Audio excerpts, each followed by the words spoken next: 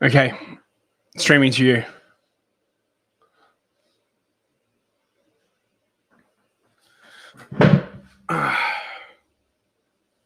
Artie, you there?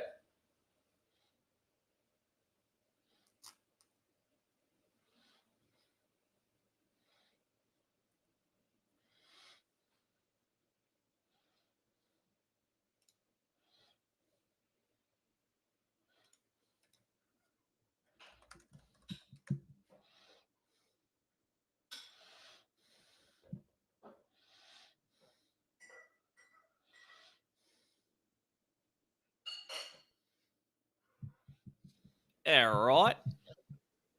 Okay. Okay, I'm live from my end, so we're ready to go whenever you are.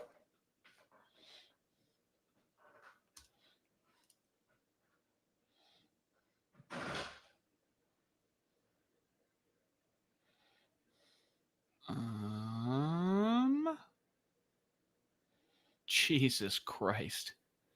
Tell these people to calm down.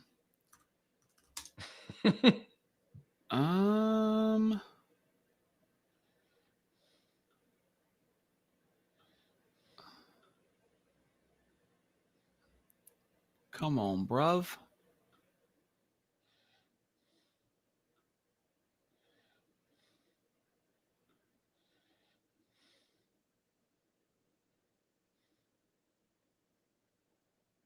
Oh, we're live.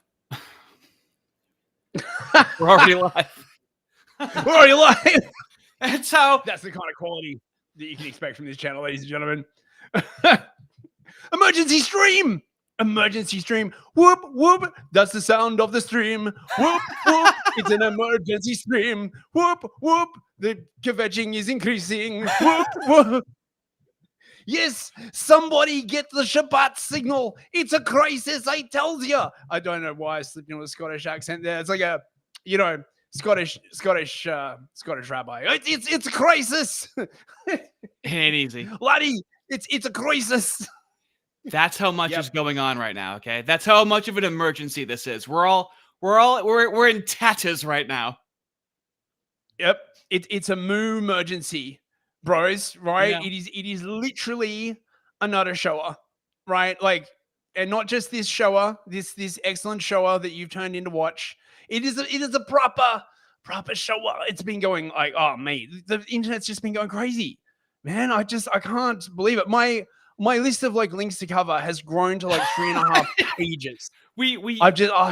On a typical stream, we leave so much on the cutting room floor where I was like, dude, we need to get some of this out now.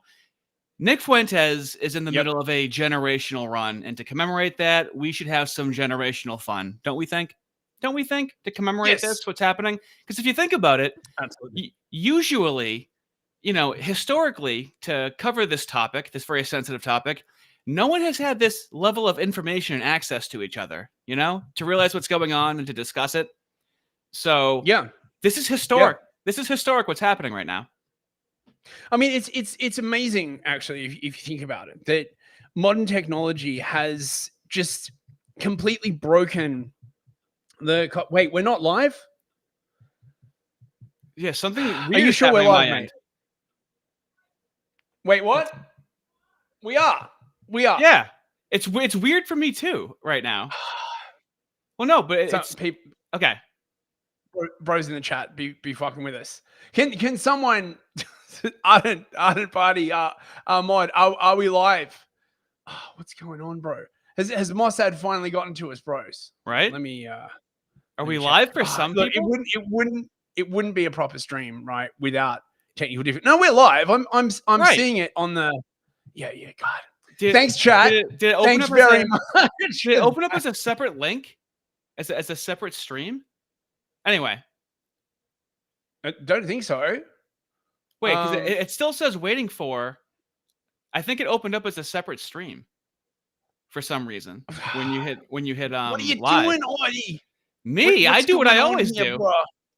That's what I'm telling you. We are a ragtag crew right now trying to get this together. It's not the same level of prep that we normally have.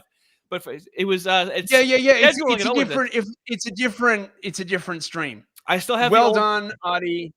you have managed to like, okay, guys in the other chat, come on over to this stream. So let me in the meantime, let me just read off. I still have the old chat. So we have Deadly Trial, welcome soft day fellas. Kiwi, hard R feller. Wade the Great, hard R feller. Dongus Cock with 5 gifted hard R memberships. Absolutely incredible. Thank you very much. And we have Sin for $5, mate. Which one are we going for this November, guys? No, not November or nonstop Nutvember. Not nut number. Either way, remember to hydrate and feed your pet drop bear. I don't even know what that means, but I don't know how that happened. Okay. Let's get into it. Yeah. Well, that certainly broke my flow. Thanks for that. Artie. Appreciate that. So yes, we are at KvetchCon 1, bros, right? Like the battle between one spicy Chicago boy and the entire American mooish establishment, right? Like, it's truly, dare I say it, a David and Goliath battle. Except it turns out that Fuentes is the king, and instead of rocks, he's got his spicy opinions. And Goliath, in this case, is a multi-headed hydra of NGOs and, the donor class, basically. And honestly, I think one of the reasons why they're going just so insane is they can't believe that they're in this position where, like, they're against one spicy boy, right? They're just like, yeah, we're the lobby. How dare you? We're going to crush you. We'll crush you. We'll destroy your entire lobby. I don't know. I think it's kind of manufactured. Nothing at this point is organic, but the controlled opposition is the kosher centrist. That's the controlled opposition. Nick Fuentes isn't controlled opposition. He's the thing that the controlled opposition has to fight. Because it seems like we're done fighting with the left all of a sudden, right? Once the right gained power, they primed us for a year of woke rightness to divide the right, and now they want to kick it into overdrive, so it just seems like they're giving him more attention. They refused to say his name for so long, but now I guess he's unavoidable, but it seems like he's just allowed to do this now. He hasn't been allowed to do it beforehand. Yeah, well, I know that a lot of people are like, this whole thing is a psyop, but I'm not so sure about that, honestly, right? I think that there is a danger of just, being like psyop so hard, you think everything is a psyop. But honestly, I don't know. If you look through history, right, there are plenty of examples of them taking it too far, right? Like just going hell for leather for some like crazy objective, taking it too far, and it blows up in their face. And the only plausible explanation for if this is manufactured is the idea that they're trying to drive more of the American mooish community back to Israel, right? Because their economy is like screwed. Yeah. So, okay. So there's an Orthodox Jewish idea called the ingathering of the exiles, right? I'll give you a brief summary, basically, right? Every mooish person contains like a special spark of God. Gentiles need not apply, and right? You're not being condescending and silly right now. You're being serious. I am being 100% serious, right? This is one of the ideas that gave birth to Hermeticism, the idea that there's like a spark in every person, except the original idea was mooish, and there's a spark in every moo. Gentiles need not apply. And there are kind of these like super moos that have like, lots of the sparks. And the sparks were scattered all over the earth during the rupture that led to the birth of the earth, the shattering of the vessels, the Klippot, right? I'm sorry that I'm laughing, but I believe you. Right. So one of the end-timey eschatological beliefs, right, is that and when it ties to eschaton. When all of the sparks are gathered together in Israel or its approximate geographic, coordinates. ... Something happens, right? Like the Messiah comes back, or the third temple is rebuilt, or the, like something, you know what I mean, right? And I did a whole video on this, actually. It's over on my Distributed Warfare channel. I'll drop the link. The actual sort of process of events of the the Mush Eshkaton is highly debated. Some say first, like, Daniel the prophet will come back, and then they will reinstate the Sanhedrin, which is basically like the world court ruled by like the wisest of the Muz, and then they like make courts in every single country to rule over the Gentiles with their just, and honest laws that just, of course, happen to privilege the Muz, right? Because of course it does, right? It's honestly like fascinating, but yes. So it could be potentially that they are trying to drive people, the American Jewish community back to Israel to, help repair their economy and aid the ingathering of the exiles. But it's also equally possible that they're just tarded, right? Like, they're, as a people, historically, they are prone to moments of great tardation. I mean, you can probably say that about all peoples, really, right? Like, this is pretty special people. They are a special people. They are a special people, right? We still got people in the old chat. I'm working out in the background right now.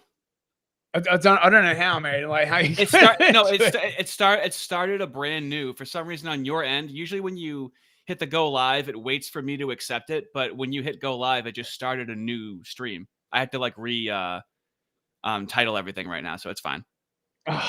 Mate. Okay, anyway, so I just wanted to give a shout out to all the hard R fellas, or as we like to call them, the junkyard goyim. I kind of want a t-shirt with that now, man.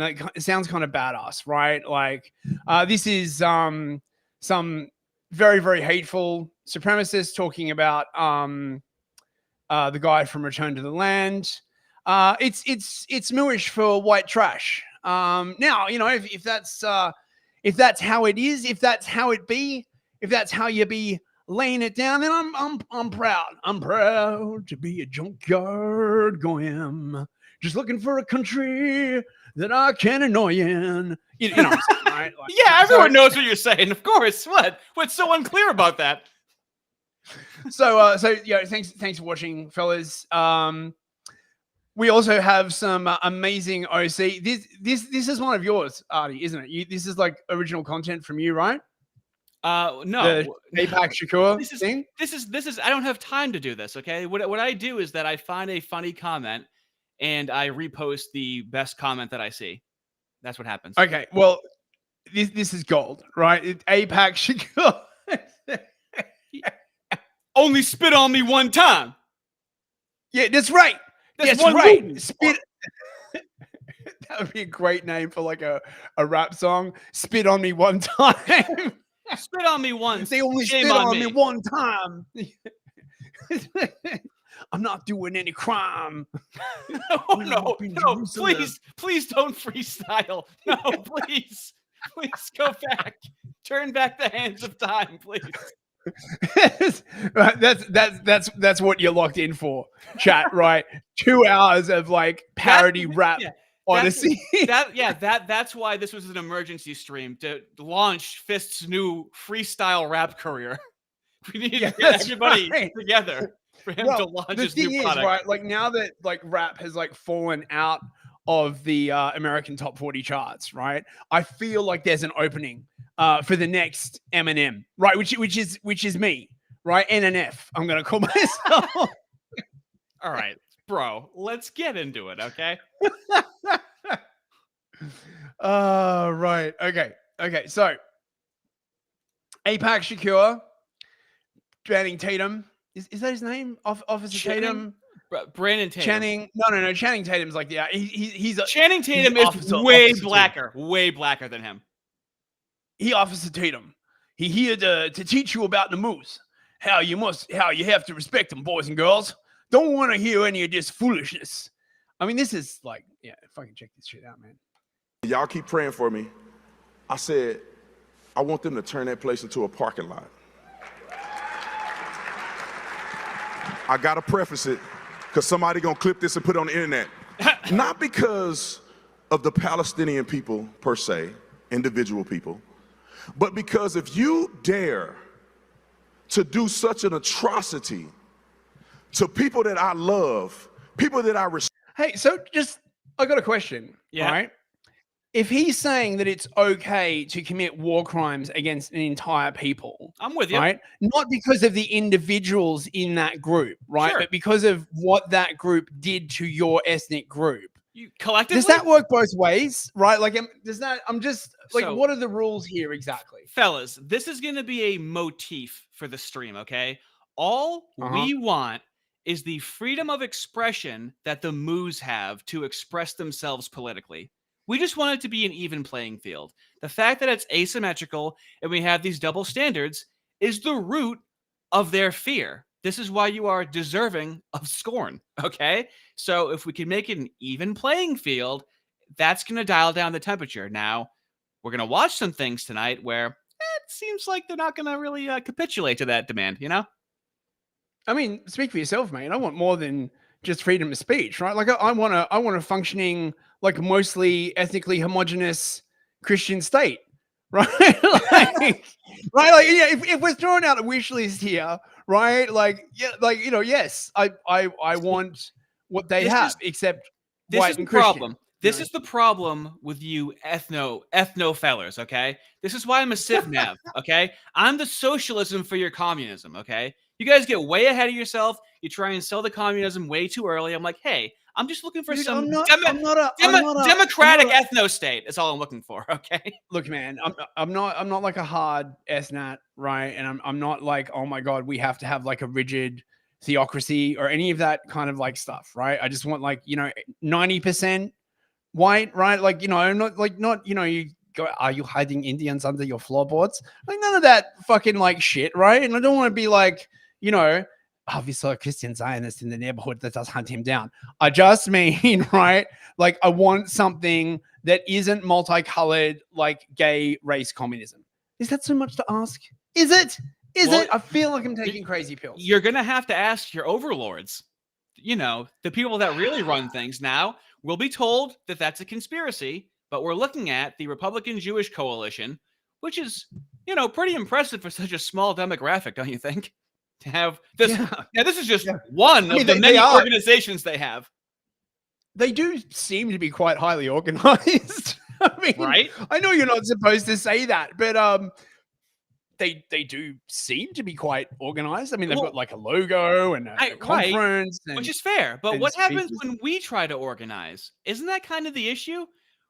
Who's always there to come and be like, hey, do you have enough gay blacks in your movement? And it's like, whoa, buddy, where's your gay blacks? Gay blacks. Yeah. Well, you know what whites who organize are, right? They're the junkyard goyim, right? Where's the junkyard goyim?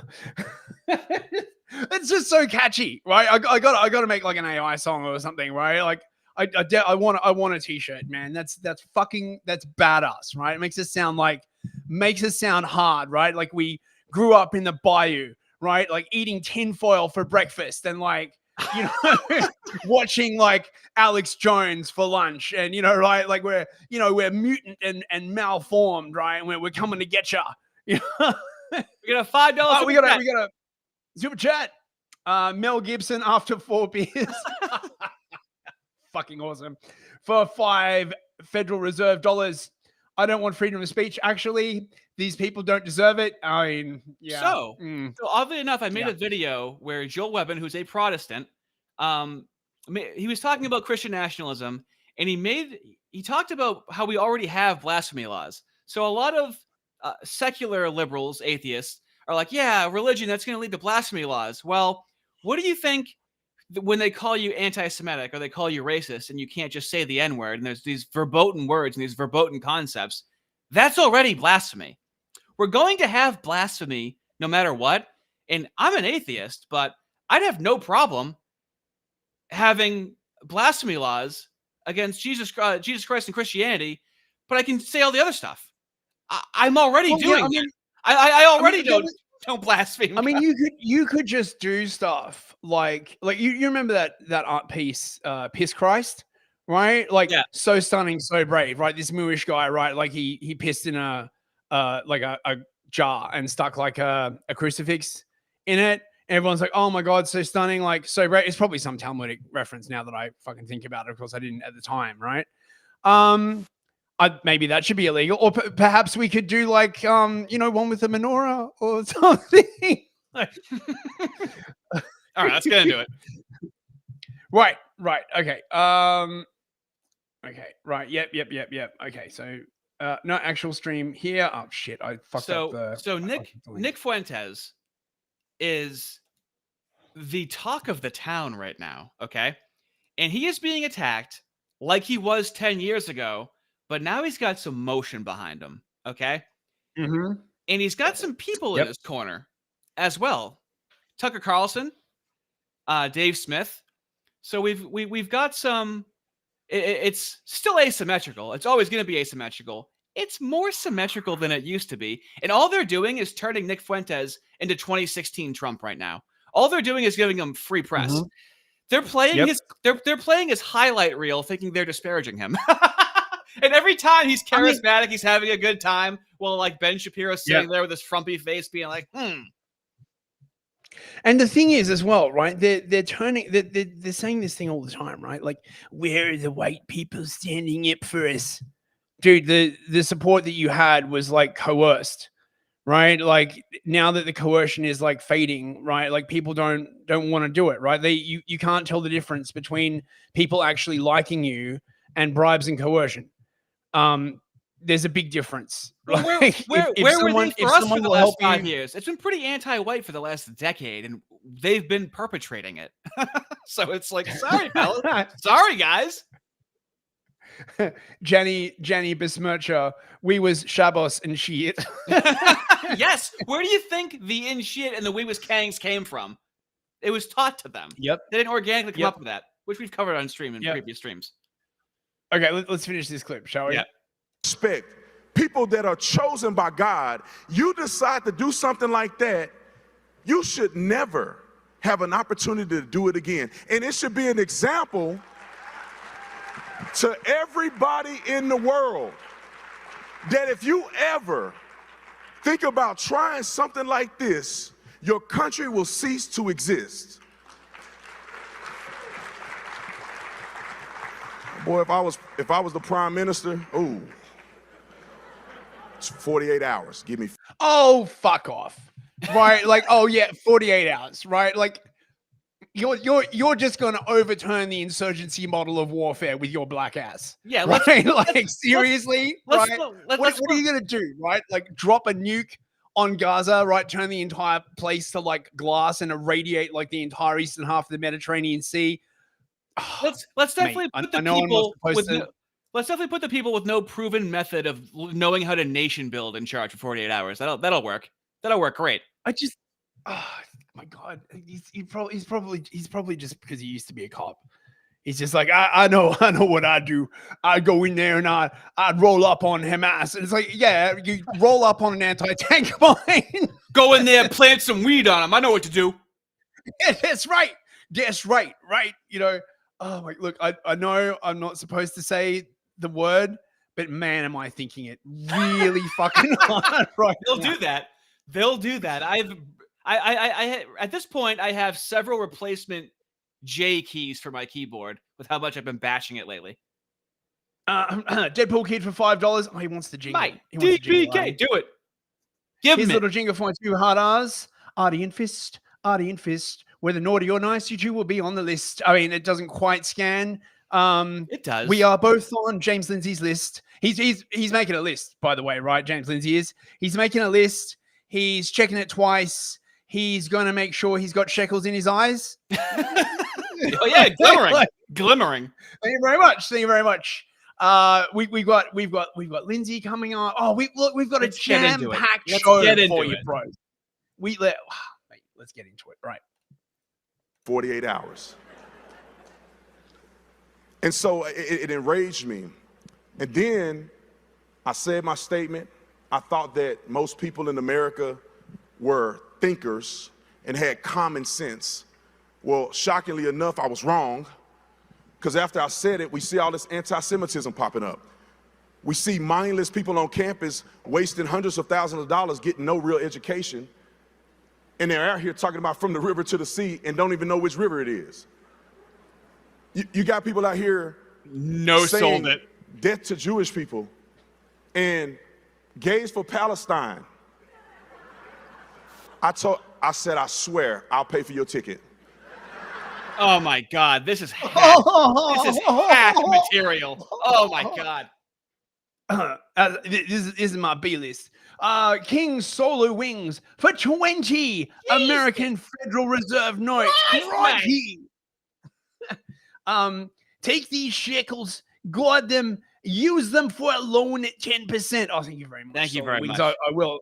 Actually, I'll probably go higher than that. Given the current market, I'm going to find a really, really poor white family and like hook them on for like 250% APR. Because that's how we roll, bros, right? All right, let's kick it into gear. Right. We got some things to cover. We've also we have another Tatum clip. The reality is that Israel is one of our greatest allies. And for people to think otherwise, you fall in one or two categories. You're either ignorant or you simply hate Jews. Oh. Quit lying to yourself. Quit trying to cover. You just hate Jews. I learned just something say it. new about myself every day. I'm just asking questions no more. You're not just asking questions. Asking questions means you do your research first before you put something out into the atmosphere. Oh yeah, like he clearly has. Oh my God, dude. They hate. This is a reoccurring theme. It's not asking questions to make Sorry, you're saying? That's fine. This is in the last video I made where they hate the just asking questions. They're like, oh yeah, they use that as like, okay, you're gonna just ask questions. Well, why don't I just ask questions about why Tucker Carlson didn't say the exact things I wanted him to say? They hate the just asking questions. They're using it as a pejorative, which is what the left did, just means, oh my God, the crossover. I wasted so much time being an anti-communist when I should have been here the whole time. It's almost like this complete suite of tactics, right? Obfuscation, guilt by association, right? Like shutting people down is sort of some kind of complete package that was birthed from somewhere, but is like used by different political sides, like masquerading as a different thing, but in fact have some unified whole. I know that sounds crazy. I don't know what I'm thinking, but I couldn't help but thinking that, accusations. If you somehow think the Jews run the world, you are a fool. The reality is you as a fool. He's trying to be Mr. T. He pities the fool. I pity the fool. I pity the fool who thinks that the moves run the world. This is just baseless propaganda. Like nothing new is being said. It's the same rhetoric over and over and over again.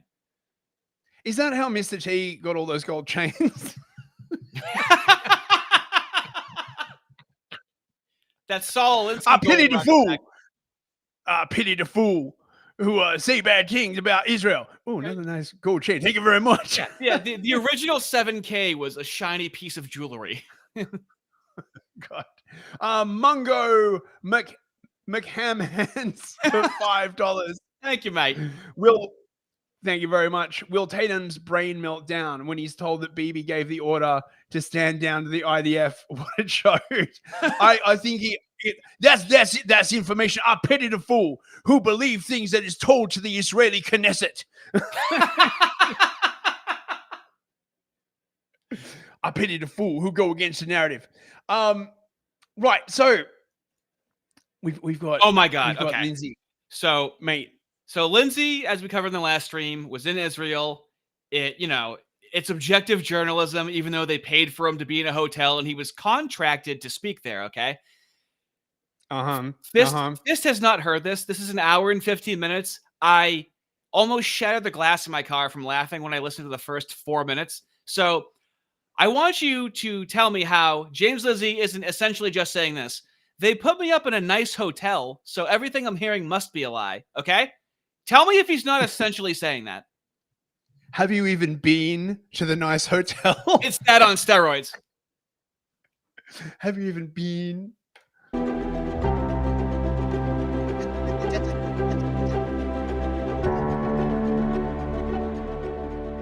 Hey everybody, this is James Lindsay. You're listening to the New Discourses podcast, and I just got back from Israel. I spent 9 days in Israel here at the end of October, and I had quite the experience. You should make a movie, 9 Days a Slave. He is. Oh, Has God. he ever disagreed with Israel about anything or the moves in history? 109 days in Israel. He went through God. an anti-Semitism struggle session, which we covered in the last stream, that he openly admitted, and that's what then he knew to not do that ever again. Yep.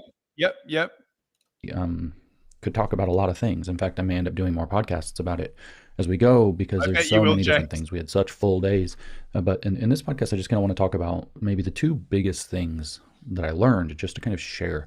You know, people ask me, what did you get out of going to Israel? All this. Two biggest things. What did you see? What did you do? Well, you know, career advancement. You know, I met these like swingers, right? Had a bit of pineapple on the side, like. Spoiler alert. Spoiler alert. He says two biggest things. He never gets to the second thing. He just prattles on. He just, it's stream of consciousness. He really needs a script in front of him, dude. What he's about to say is so unbelievably embarrassing and transparent. The second biggest thing was the BJC, perhaps. I'm still grossed out that like he was like swinging in Israel. I'm just really grossed out by that, man. Right? Like I shouldn't be, right? Like, you know, okay, but it just strikes me as highly unwholesome. Why else a month and a half ago would they have 250 of our state legislators all go there at the same time to commit crimes that could be blackmailed with? Why else would you need to talk to everybody in person? You can't send out an email? No, well, how are you supposed to like harvest their devices and, you know, get them drunk? And oh my God, they're notorious for this. And really, there's kind of two huge things that stick out, and you could talk about a million nitty gritties. You could, and I'll talk a little bit about those, but there's two huge things. And the first one is that I don't know how to express this to people who haven't gone and who aren't going, but I knew there was a distance between the reality of the circumstances in Israel and the propaganda that we're fed online. But that distance is so much bigger than I thought. As a matter of fact, I was in my hotel room on social media looking at, during a short break we had, at the Sea of Galilee. So I'm in this kind of beautiful hotel room. I've got this beautiful balcony. I'm overlooking the Sea of Galilee, which is also beautiful, which is also way below sea level, which is kind of cool. The geology of the area is also, it's totally fascinating, though completely irrelevant. Hurry up, James! Except for a lot of their security concerns, actually. But at any rate, I'm there, you know, a few days into the trip. We're at the Sea of Galilee, and I have its break in my hotel room. It's probably sunrise. It's probably, there's no break. It's just early in the morning, and very full days we had over there. And I'm sitting there looking at Twitter or X, and I'm looking at the things people are saying about Israel, and I'm just like, holy crap. Like, this is less believable than like a little kid's cartoon. This is so point? comically wrong. So what does this even mean? That's what I'm saying, dude. He's like, so I'm sitting there in my beautiful hotel that's paid for, and I have this whole schedule of things that I have to do. So I have a short break because they're really jam-packing my fat fucking face of propaganda. And I'm looking out the window at this beautiful view, and I'm just thinking like, it's all a lie. Yeah, they're buttering you up, you fucking turkey. Yeah, I bet you do think it's a lie, you idiot.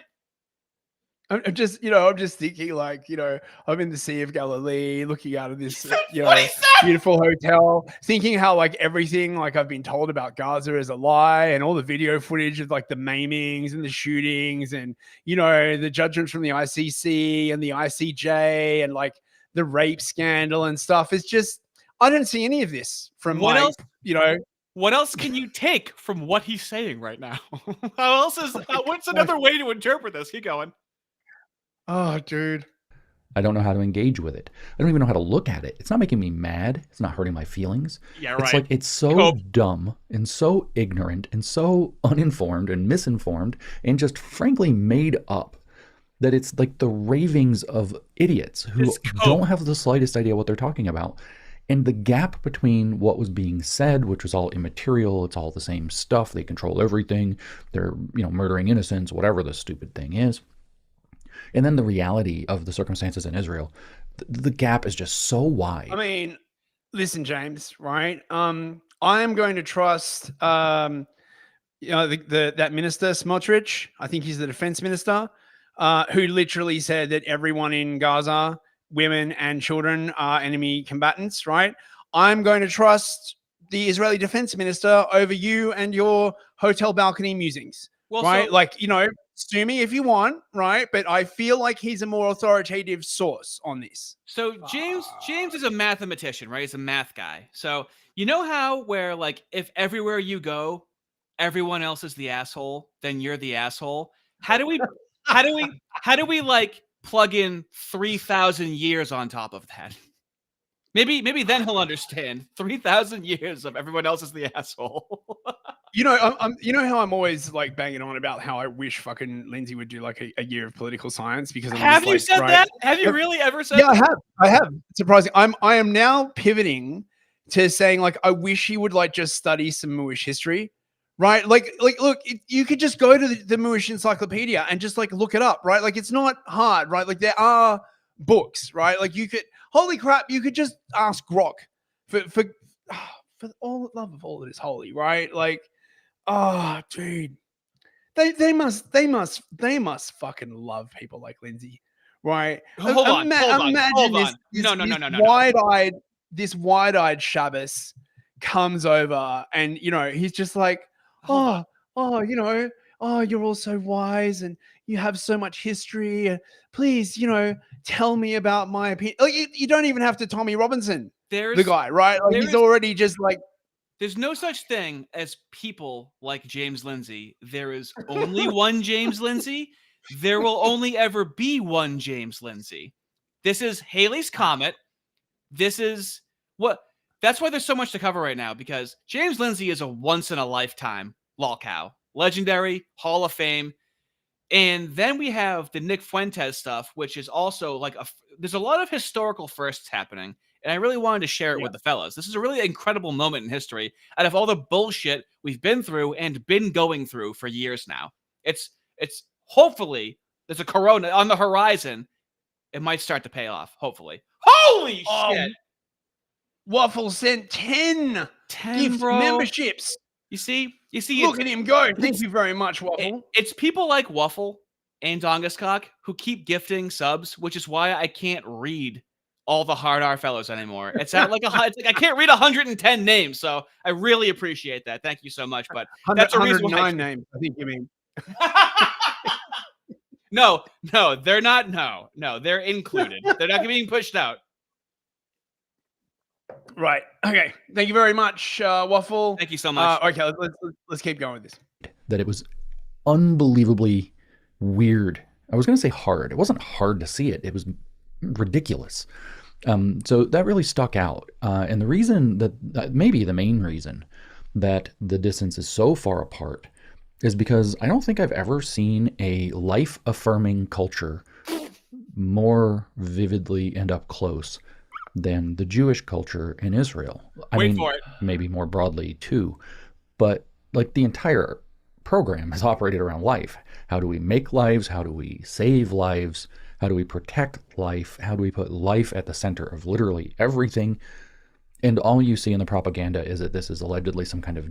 What kind of lives, James? Do you mean every life? Are you saying like every life matters, or do some lives matter more than others? Because I might be wrong, but I get the distinct impression you have to hear that his evidence and justification for this life. Affirming, okay, genocide committing, death-loving society, which is an exact inversion if you look at Israel's neighbors who... Wait. He is literally echoing fucking Herbert Marcuse here. Whoa. Right? And I know because I listened to a ton of Lindsay's stuff before he went off the reservation, right? Yeah. This is classic Marcuse, right? It is the left revolutionaries and the Frankfurt School who were like life-loving, right? Who were lovers of life, as opposed to the death-loving Western society. Oh, James. Mate, you have literally become the new left. He has become Marcuse in his final form. Holy crap. Do not operate according to the same principles. You can even see it. One of the things, so I was with Here we go. Billboard Chris, as many of you will have seen on social media. One of the things that Chris pointed out is when you're driving around in Israel, you can see areas that are predominantly Jewish and areas that are predominantly Muslim, and they stick out.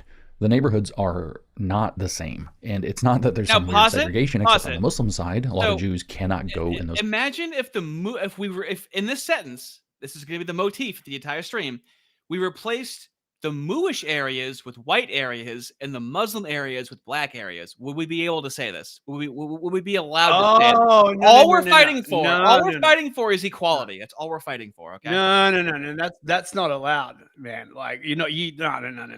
We don't get to be separate, right, from the basketball Americans, right? We have the diversity. Them being a superior, life-loving culture, they get to have separate neighborhoods. Fucking God. Areas, it is illegal for a Muslim to sell, that's under the Palestinian Authority anyway, for them to sell a property to a Jew. They will possibly end up in prison or murdered for doing so. So any segregation is not imposed. Yeah, you know why that is? It's because like the Moos have all the money and they're trying to take the Palestinian land. So the Palestinians have like basically this like massive fetish about the land. Whoa, that's why it's totally socially unacceptable if you're a Palestinian to sell your land to the Israelis. Like, oh. Don't you love how like liberal he's making the Moos sound right now? Like the Moos never have this in-group preference at all whatsoever. It's a liberal wonderland over there. Just so you guys know, James Lindsay, you can ask Rock. Someone ask Rock right now if James Lindsay would be allowed to get married in Israel. And it'll tell you in a roundabout way, no, because atheists aren't even allowed to get married in Israel. Nuh-uh. So they responded on Twitter when someone said he was an atheist. He said, nuh-uh. Well, what the fuck that means? Atheists can't even get married. So the marriage is not done through the government. It's done religiously, which is what we should have here, by the way. It shouldn't be through the government. It should be religiously. Yeah. Atheists getting married is kind of retarded. Doesn't make any sense. But like, that's never brought up. It's just incredible to me that like they'll honor your marriage, but you can't even get married there as an atheist. That's how like tied down it is. That's how not liberal it is. But they always try and do these little breadcrumbing liberalisms. Imagine if the Christians wanted that, right? If the Christians are like, right, like, you know, we won't let you get married, like, unless you're a Christian, right? Can you imagine what he'd say? He'd be like, no, we must have atheist liberalism, no.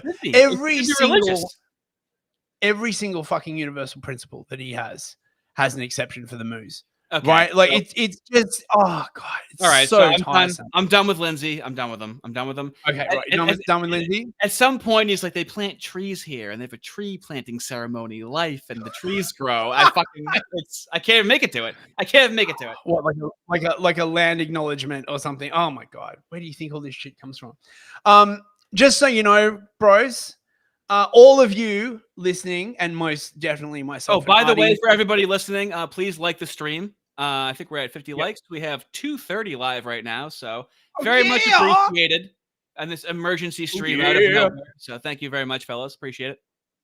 Junkyard Goyim in the his zone. You love that, in the chat where they roam. Yeah, you're all on a list, bros. You're all on a list. I'm not the kind of guy who makes a list. I'm not the kind of guy who makes a list, but today is going to be a very convenient day for people who do make lists. Oh, very many of them are going to reveal themselves even more clearly with this virtue signal. What was this virtue signal? People celebrating Buchanan's birthday. It's such a mooish delivery of a threat. It's so passive aggressive. Oh, we can't tell what you're doing, James. James, I'm not the kind of guy who goes out and advocates for people ending your life. But today is going to be a very convenient day for people who want to go out and do that. Like, oh, what could I possibly be saying? I'm so coy, aren't I? Jacob Cantrell, Lindler's list. Oh,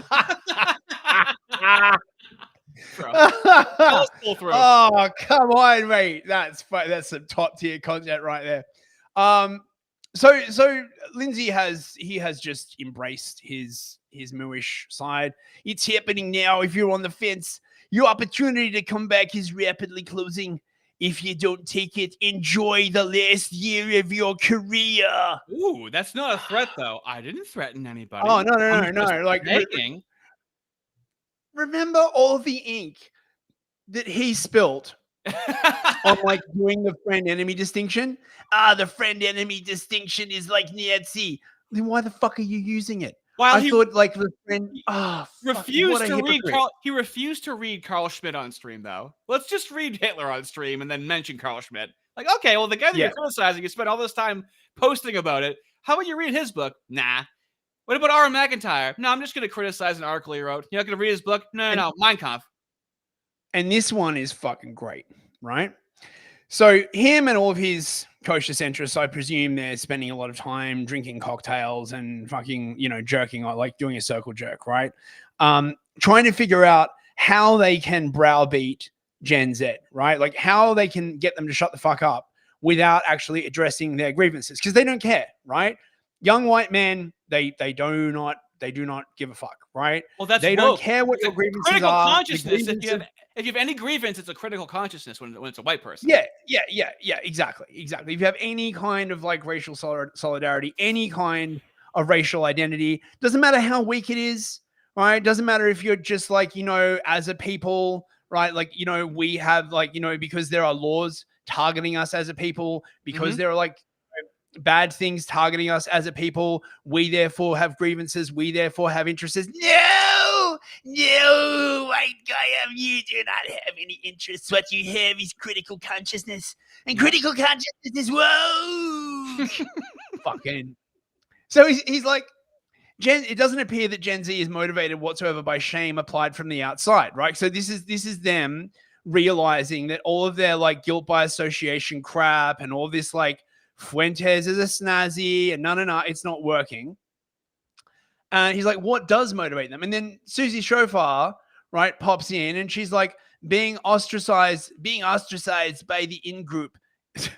So how are you going to convince the in-group that hates you, right, to ostracize like other parts of like, oh man, this is so, right?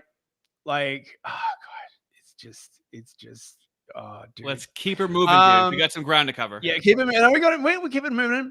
Now you wanted to play this clip. This is like Trump talking about Pat Buchanan. He brought up Pat Buchanan, and I've covered in other videos how he'll bring up Pat Buchanan and openly admit that he hasn't read Pat Buchanan. He doesn't really know a lot about Pat Buchanan, but Pat Buchanan bad. Even though Pat Buchanan, oh, dude, I need to make a meme where Pat Buchanan was right to replace the James Lindsay was right meme.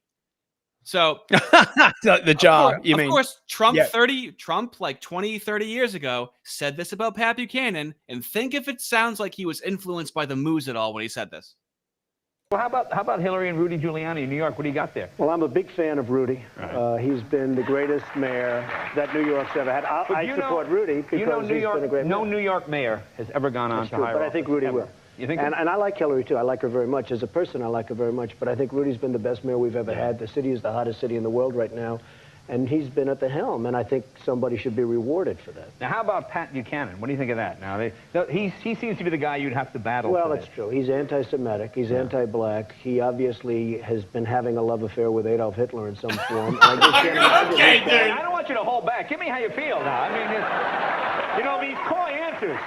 I can't imagine, that Pat is going to be very seriously taken as a candidate. But he's smart. He's a good debater. He's a smart guy. He's a very bright guy. That's perhaps he's a good debater, but he's got a lot of bad stuff out there. So now, how about as we'll learn later on, as Mark Levin will say, they cancel people. They canceled Pat Buchanan, and he says it very proudly. Yep. So it wasn't an organic thing. It was a top-down kind of command to have this rhetoric.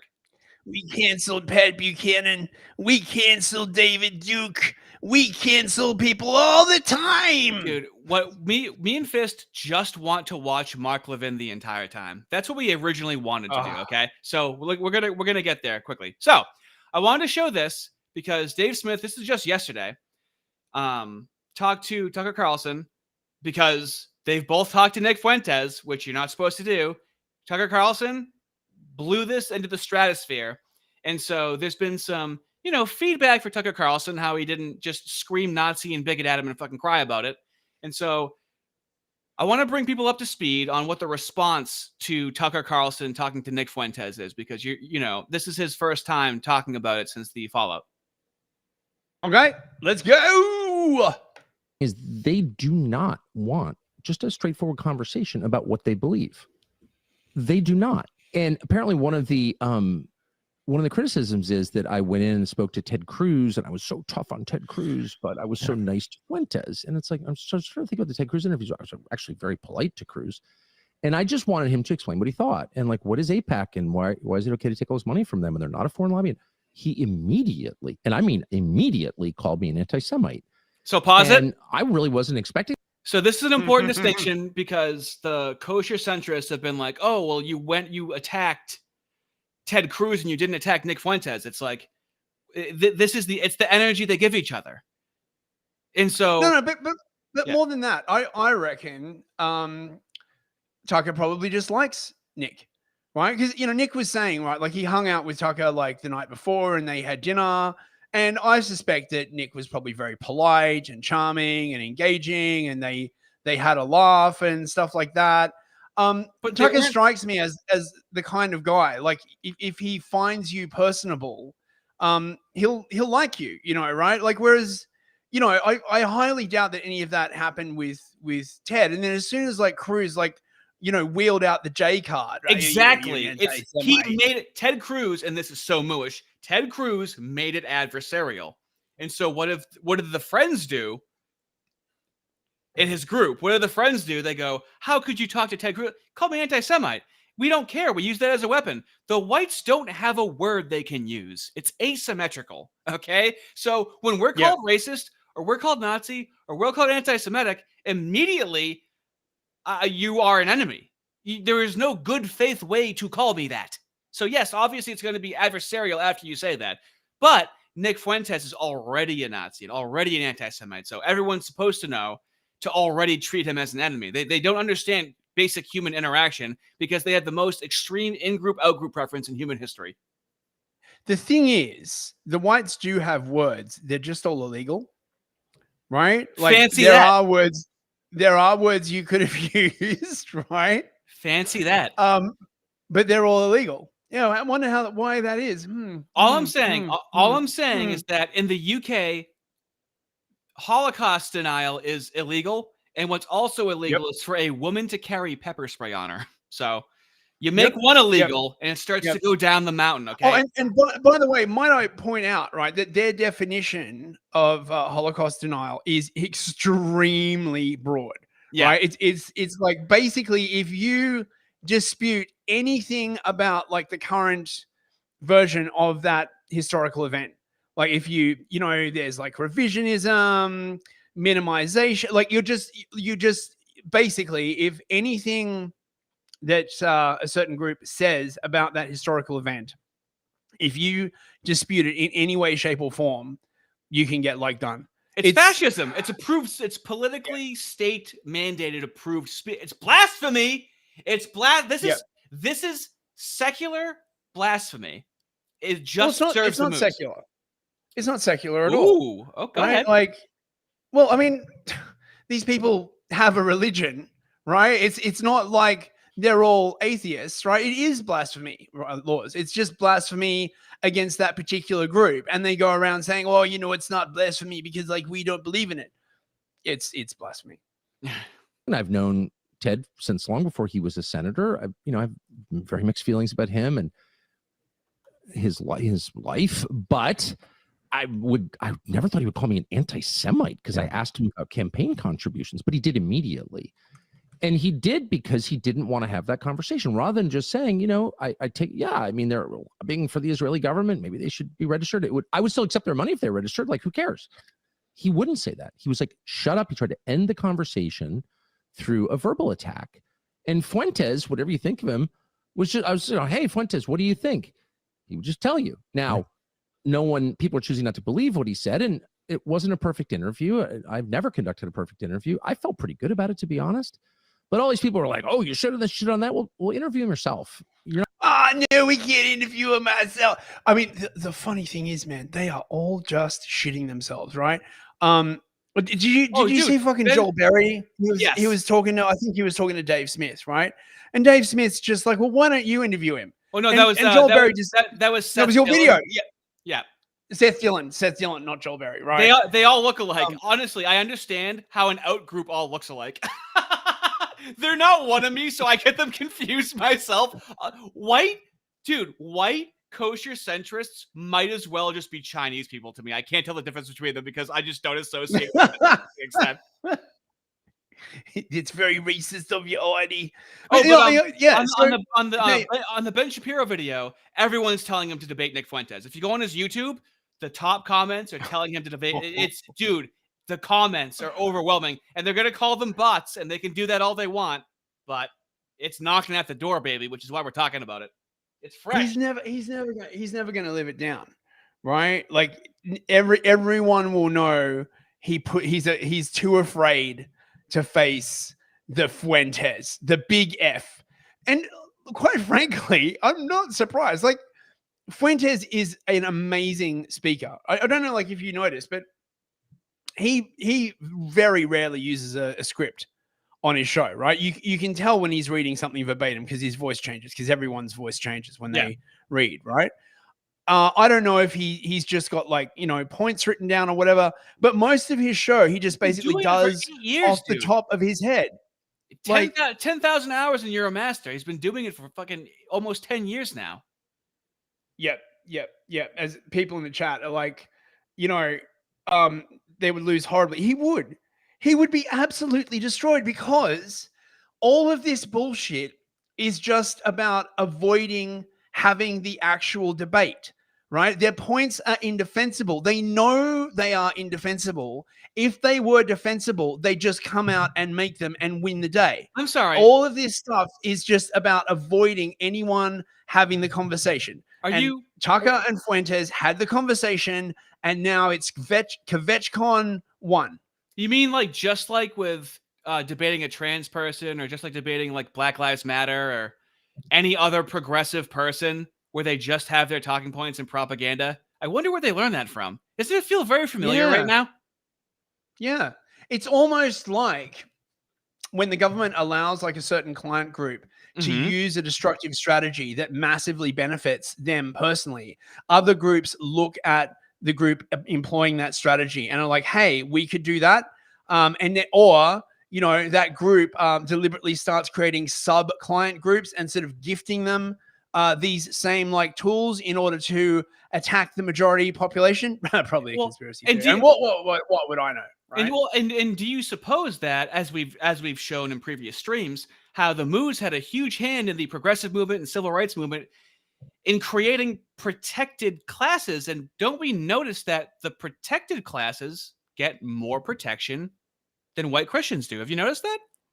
I have noticed that. They're protected culturally and legally. They get almost like a privilege, wouldn't you say? It's almost like privileged classes and not just protective classes. Yeah. The privilege of protection. That's giving me the big thing card here. I've never noticed that before. Oh my god, they're literally like about to expropriate like all the property in the Australian state of Victoria. Just as a little aside, right? They've like just passed this thing where there's going to be like a new House of Parliament, like for the Indigenous, except all the Indigenous people that are like in it are like half Mooish. I'm not even kidding, right? And they've just started like redefining chunks of like land as like native title. They're just going to like start expropriating property. They're just going to start killing people, right? Like Canada, exactly the same thing. It's, oh my god, it's brutal, mate, right? Like this is what it's fucking leading to. So yeah. Anyway. Not my side editor, do it yourself. There are a couple things I do regret. I'll just say, he said, I love Stalin. I was like, so shocked by that as someone who spent his whole life studying Stalin. It's actually one of my true areas of personal interest, know a lot about the topic. How could you like Stalin, But how could he do that? Well, you can't even. Well, Tucker, I mean, at the very least, can't we count on the Jew haters to be good on Joseph Stalin? How could he like Stalin? That sounds pretty indefensible, doesn't it? To like Stalin, for Nick Fuentes to say like Stalin. Do you have the Nick clip where he explains? I do, but like, Tucker just said, right, that Stalin is one of his areas of expertise. Yes. So Tucker must at least find him a fascinating historical figure, because quite frankly, he is, because anyone that has that much an effect on history is by definition a fascinating historical figure. Let's hear this from the mouth of the Fuentes himself, the man of the hour. His take on Yosef Gogashvili, I believe was his original name. The Georgian princeling. Well, he wasn't a princeling. The Georgian homeless person. He was a rough guy who rose to be the dictator of the Soviet Union. Just play the fucking video. What is Shut up.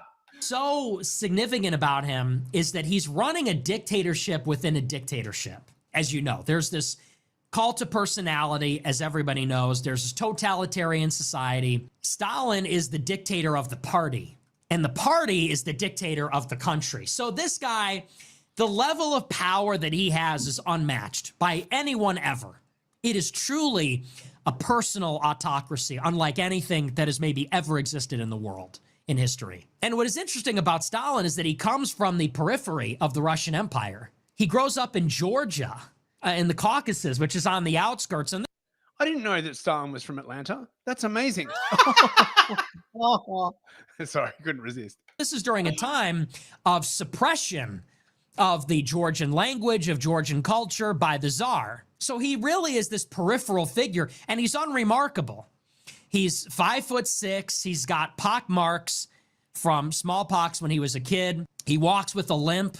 Like, he's physically a very unimposing, unremarkable figure. He's not a compelling speaker. He's got a very high-pitched voice and really a marginal character. He goes to seminary, and he was a very devout, well, he was devout at a time. He later became an atheist. But even in his language is colored by his time in the seminary. He robs a bank famously in Tiflis in 1907 and becomes a pariah in the revolutionary movement as a criminal. So he's really this, like, he's from the periphery of the Russian Empire.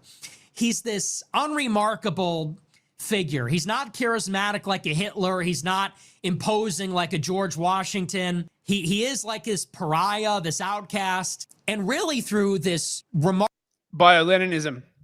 That's the rise of Stalin, Bio-Leninism. And this is what happens when the Bio-Leninists like eat you. So, you know, be warned, leftists is like, oh, we'll raise up the periphery and trash of society because then they'll owe us their loyalty, but they're like too stupid to overthrow us. No, they're not. No, look what fucking happened to Lenin. Right, just, you know. Well, remarkable intelligence, bureaucrat. What a lot of people don't understand is the right wing's reverence for power, mainly because we've been living in a leftist progressive shithole for the past century. So, like, right wingers, like, well, who do they have to look at? It's like, yeah, it becomes like authoritative and whatnot, but it's like the only way to get anything done and to protect your community and your people is to have power. So, like, there's a misconception with a lot of liberals and people that aren't right wing, which you have to be right wing, where he has a veneration, an admiration for how someone can come to power. It really is incredible. Yeah. It's a social phenomena how someone can come to so much power, especially, like, it's the ultimate rags to riches story. Right. And I think one of the reasons why Nick relates to Stalin is because he feels a bit of personal kinship, right? Right. Think about Nick, right? He grew up a nobody, the outskirts of Chicago, right? And now he's like pressuring the Trump administration. Right, like this is like totally this. And how did Nick do it? Right, through the application of raw power. And this is why everyone's like oivaying and kvetching, because they want to be the only people who exercise power. That's why they're constantly going around saying, you know, you shouldn't have any kind of identity. That's collectivism. Everyone should be an individual. Because look what happens when you get an actual collective of some kind, right? Some kind of a movement. That's what America first is. It's like a whole bunch of young, you know, predominantly white, but not exclusively white men. Right. Who have been marginalized by society. They have grievances and they are banding together to pressure the government to address those grievances. The thing is, that's meant to be fucking democracy. That's literally how democracy is supposed to motherfucking work. You have a group of people who have a grievance. They elect a representative to address those grievances and take their wishes into the parliament or the Senate. We get to do democracy. How dare you do democracy? Nick is just fucking doing democracy. He's just doing democracy. As we've seen with liberalism and democracy, it's not strong enough to keep the out group out of it. It's too easy to infiltrate, right? Democracy isn't supposed to keep the fucking out group out. That's not how it's supposed to work. Right. How it's supposed to work is that every group gets their grievance heard. Like if you go back to fucking John Stuart Mill in his like second treatise on government, he has this idea. He's got some fancy word for it. I forget what it is. But basically the idea is that you get sort of like a rotating of the head of state, okay? So that everyone gets a chance to be leader and everyone gets to address the grievances of their particular group, right? Yeah. And the reason why Mill says this is a good idea is that it prevents civil war, because if you don't win this time, you can still be like, that's okay, we'll get him next time. Sooner or later, step up your game. Guy's going to get in. Don't get mad, get better. Step up your game. Yeah. Don't get mad, get better. Yeah, but be compelling, be persuasive. But you're like, sooner or later, our guy will get in, right? We don't have to like create like an armed uprising or any of that kind of stuff. Yeah. And the reason why they say that is because it is implicit in Mill that if you just lock a whole group of people out of representation, that is literally what leads to violence. Right. Like, oh my God, in the chat, Native Liberty, Mark Levin is the ultimate Schmittian. Speaking of which, let's go back to the other video, the Tucker Carlson and Dave Smith. So anyway, that's anyway, that's that's the justification for admiring Stalin. That's not just I also want to do all the same things. It's way more nuanced than that. Yeah, exactly.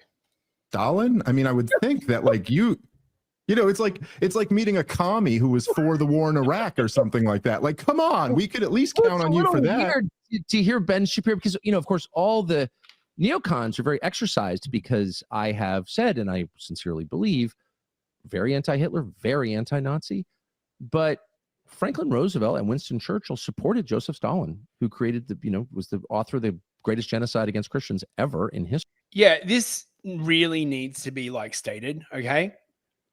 Anyone, Levine goes on about this, anyone who says like Churchill was a bad guy, anyone who supports Stalin, fucking the US supported Stalin for decades, right? Like at Yalta, right? It's like Churchill, Roosevelt, and Stalin, and they're all like, buddying up together, like dividing Europe up, right? Until Stalin like turned on a specific group of people and he was on the outs.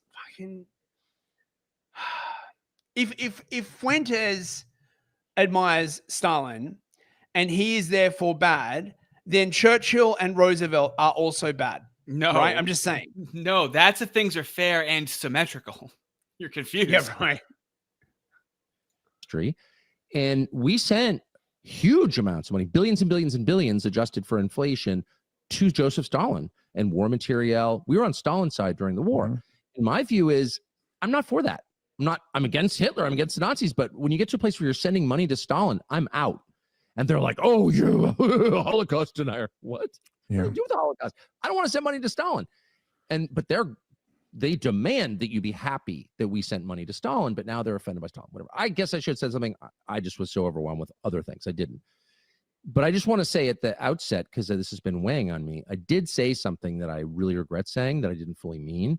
I said it because I was mad, which is always when I say things I don't really mean. When I get pissed, my wife's always telling me this. I was snippy and I didn't explain it. And I said something to the effect of, I despise Christian Zionists. And I'm just sorry that I said that, because I don't. I'm mad at a certain kind of thinking. Some of the nicest people I know are Christian Zionists, actually. If you're in a car crash, they would save you. If you needed someone to watch your bank account, they wouldn't steal from you. They're like really good people and sweet people. I want to be very specific quickly about what I was talking about. In at least a couple of different occasions, the Israeli government bombed churches in Gaza and killed a bunch of Christians. And not an accident, of course. I mean, this is like a very high-tech military with precision. I mean, they, gave pagers with bombs in them to Hezbollah. So like this is a military a national defense institution that understands what it's doing. They didn't accidentally bomb 2 churches and kill these Christians, and they never apologized for it. And so I brought this up with a couple of Christian leaders, and including the Speaker of the House, and said, like, what is, how can, what, we're paying to bomb churches? Because we're paying for it.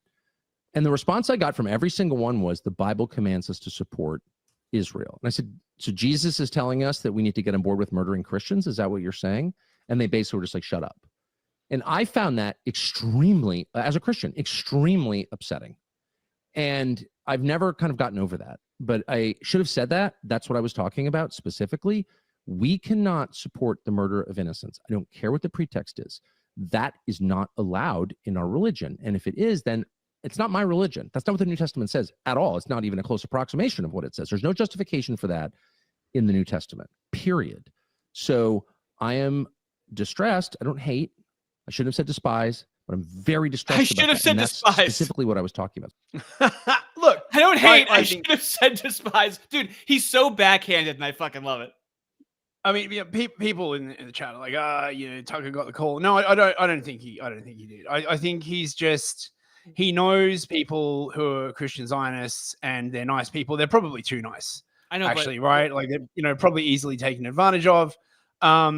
But it's true, man. Christian Zionism is a heresy. It's a heresy. On what you were just saying, I want people to realize that this is how I look at things and how I view things, and why I don't try and tear down people like Tim Pool or Tucker Carlson and shit like that. They are of the some of the highest positions of influence. Okay, I'm not going to do what he's doing, and I don't know what it's like to be that popular and have people headhunting you and shit like that. Okay, nobody wants to be in this position. A very select few people want to be this popular and can actually handle it. Look at James Lindsay and fucking what it did to him, getting all this attention. It takes a certain kind of person to be able to sustain this level of attention for this long. So I in terms of the friend-enemy distinction, I give friend a lot of grace at the upper echelons of power, because we need people in power and influence. So that's always my epistemology with it. I agree. I like Tucker. I like him because he's genuine, right? Like he's tarted, but he's also genuine, right? Like you can tell he's genuine, and that's one of the things that the internet and YouTube and these kinds of formats it has basically made those people who are genuine shine, and those people who aren't crash out. Look at Joe Rogan, right? Classic example. Okay. Yeah. Say what you want about Rogan. He's genuine, right? I've never met him, but I have heard that when you meet him, he's exactly the same guy in real life. I've met him on the podcast. I've met him. I saw him live, and I'm taller than him, and his fucking grip strength is intimidating. Is fucking ridiculous. But yeah, it's what you see online is just very much that all the time in person, from what I saw. Now, some people are saying, Tucker isn't genuine. I disagree. One of the things about long form podcasts, and we saw this really, really clearly to go back to Rogan when he interviewed Trump. Oh God, who was that guy? He was from the CDC. He was some Jeet from the CDC. Sanjay Gupta. Sanjay Gupta, yeah, right. And Gupta was used to these, 5, that's a good point. 10-minute press conferences, right, where you just lie. And this is how the old guard in media worked, right? You're only on for 5 minutes, maybe 10 minutes at the outside. You just keep lying, and then it's over. But if you keep people talking for 2 hours, 3 hours, they can't keep it up. It's impossible to keep up that kind of mask for that long. It just starts cracking. But I want to grant the argument and grant the criticism of Sussy Baka saying Tucker is not genuine and he is slimy. I'm going to grant that argument, and it doesn't change how I feel about him, because that's what I'm saying is you can't be a fucking prim and proper, polite, and fucking have your hands clean to be at the upper echelons of power, is what I'm saying. Even if he was not genuine, even if he was slimy, he's fucking has a position of influence. It's a criticism that would be applied to all of us being at that level of power. You can't have your hands completely clean. You can't always be on all the time. So I have a lot of grace. as I was saying before. So I'll grant criticism. You'll see in comments all the time, somebody will like Nick Fuentes and I like what they say, and trash Nick Fuentes and I like what they say. It's like, yeah, they're not perfect. They're not supposed to be perfect. They're not supposed to be these models of behavior and whatnot. Beware, I have grace for that. Beware of people who expect perfection. Yeah. Or who put themselves forward as perfect. My general rule, by the way, is I don't trust people who don't have at least one vice. It doesn't have to be a big vice or anything like that, right? But mine's James Lindsay. People who have like no flaws in their character scare me, because my general impression is that they are covering for some really bad flaw, or they're just a complete fucking psychopath. Normal people have flaws. Normal people have vices. Normal people sin. That's why Christianity is like, we're all sinners. It's not like, this sort of Catholic, like, oh my God, we have to like flagellate us. It's just a description of the fact, right? Like, and to build on that. So Jackman Imble in the chat says, maybe I'm retarded on optics or tactics, but I don't like people putting on different faces for different public appearances. I'd rather they state their case earnestly. So I understand what you're saying, but you have to meet somebody else's energy. And when you're talking to so many different kinds of people, you have to adjust to you're still yourself, but there's different versions of yourself that you have to be you can't just be the same version of yourself all the time.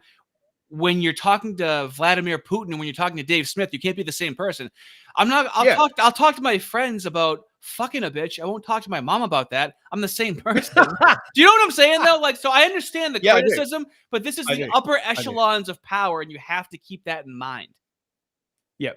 Yeah. And not only that, being a good interviewer is also about being able to meet people halfway. You have to be adaptable. Which means that you do sort of change your intonation and like the way you talk. It doesn't mean you change your interior person, right? But you just you're trying to make yourself like better understood, and like no, like that's just good interview technique. Like that's not being deliberately deceptive.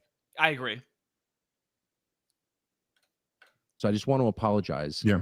Sincerely for not being clearer. I mean, I talked to Mark Levin. I talked to him right after Charlie was killed. I called Mark Levin and I called Ben, and I said, I don't want to fight at all with you. I'm actually not obsessed with Israel. You clearly are, but I do think we agree on a lot of things, and like, let's not fight. I bet that was like a great phone call. He's like, Mark, look, we shouldn't fight. Get away from me, you anti-Semite. Go back to your little Adolf. Just wait. Play it. I called them both and I said that. And they were both nice to me about it. Very nice. And then immediately started attacking me again. Whatever, they can't help themselves. But Levin did say something amazing to me. He's like, everyone hates Jews. There are Jew haters everywhere. And I'm fighting the Jew haters. And it's like, I mean, I guess if you spend your life on Twitter, you run into a lot of Jew haters. But in real life America, like, no, that's not actually. Most people are really nice. And there is no Nazi movement building in America. That's just fake. And but I really think Levin believes that.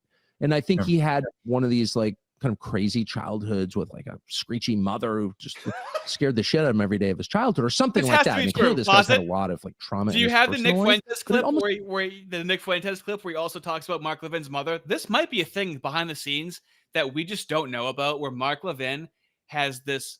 No, dude, it's a Mooish thing, right? The Moos are matriarchal. That's how you inherit your Mooishness is through the mother. I find it incredible though how Tucker Carlson says that. Do you have and Nick Fuentes just so happened to have the same criticism about him. It's just very on the roller coaster nose is all I'm saying. There's a reason why there's the archetype of the overbearing Mooish grandmother, the booby, right?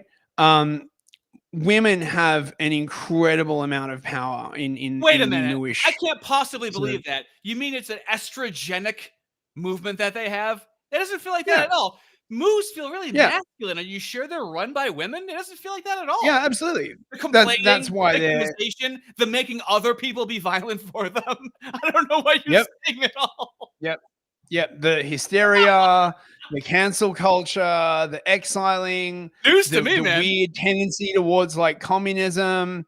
All of these things are like highly feminine traits, Yes. basically. Mark Levin is kind of like transgender. I think he might have a vagina because he's the most emotional. And it's weird about Jews. They all have like a weird thing with their mothers. And it has to do with the religion. We could get into that in the super chats. But they all have this weird dynamic with their moms. All the Jews, not all, but a lot of them, they have the overbearing mother complex. And so many of the men are very emotional. And they're very histrionic, like women. And Mark Levin, I wouldn't be surprised if he had a vagina, actually, if he's a girl. Because he's such an emotional woman. You watch his speech, he's literally shaking with anger. Literally cannot control himself. He talks about he said, my grandpa fought at Guadalcanal. Was your grandpa a girl too? Oh, dude. He said, where was Nick Fuentes' grandparents? My grandfather fought in World War II. And Mark Levin seems like a histrionic woman. I don't know what's going. I would say I would fight him, but one, he's an old man. He's going to be dead in 20 years. Man, Fuck it, can dude. you Fuck it. Let's just go. Let's go the Levin stuff, dude. I can't wait anymore. Can you imagine? Can you imagine Mark Levin hearing this? Right, like this is what I fucking love about this moment in American politics. Right, is you finally have someone like Nick just like giving it to them with both barrels, just being like, listen. Shut the fuck up. Like everyone has been thinking this for a long time. It's like Crowder in the barber shop, except even more severe. You know what I mean? Like, right? Yeah. Wait, let's finish this clip and then we'll go to Levin. Yeah, dude. Let's go. He's to on his way out too. I think he might be a woman. So I don't even want to fight him because I don't want to hit a girl. I know people say I'm a sexist, but I don't do that. So Mark Levin, I mean, this guy's like by definition a Jewish pussy, which a lot of them are. Anyway. Okay, so look, we're already an hour and a half in. So how about instead of doing the whole speech, we just do the clips? I've got clips, right? So this is Mark Levin talking about how we cancel. Who's we? It's a Hitler Mark? speech. He's giving the inverse of this, the way he's talking and dehumanizing all the Gentiles when he says this. Well, victimizing love himself. how like It's Hitlerian. It's basically right like Nazism to suggest that these people are an organized group. Says the guy, right, standing in front of like an organized conference, right, with a logo, with like all these like politically prominent like people in front of him saying like, we cancel people. Like, oh my fucking God. Like, dude, pick a narrative, right? They're only You're giving me narrative 0.2% of whiplash. they're only 0.2% of the global population, okay? I don't know what. They're just a small group. How are you saying they run everything? Yeah, well, For 6 months, I've been fighting these bastards, whether it's Tucker Carlson or whether it's Nick Fuentes, and I've been looking over my shoulder looking for help. And you know what I found? Nothing. Nothing. I found nothing. Where's the Gentiles backing me up? We've threatened you. We've paid you money. Yeah. Have you tried being nice to them? Like, have you tried actually being nice to them? It's like that fucking South Park episode. I was telling you about this before, Artie. You said it's like one of your favorite episodes. Where like Cartman is trying to figure out how to be nice, and he can't fucking do it, right? And he keeps going to Kyle saying like, how do I make people believe that I'm nice? I'm almost positive it's the Casa Bonita episode where he wants to go, and Kyle's like, no, screw you. And so Cartman shows up to Kyle's house in a nice sweater. And Kyle says, that's not being nice. That's wearing a nice sweater. And Cartman goes, I don't understand the difference. And Kyle says, I know you don't, and closes the door in his face. It's one of my favorite. When you said that, dude, I was beaming when you said that. I'm like, I have taken that moral lesson from South Park for like 15 years now, dude. Yeah, I know, right? Like it's dead on. Like they're You're a basically psychopath. You're explaining emotions to a fucking snake. It's like when, you know, Butters like turns on him, right? And Cartman's like, you know, what did I do? Like, you know?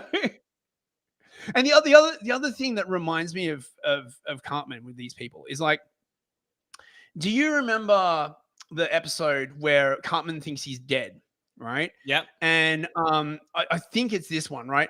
And he's trying to apologize to Kyle, but it's completely right. And he's just like, Kyle, if there was like any time like ever when I did something bad to you, I'm sorry. He can't remember.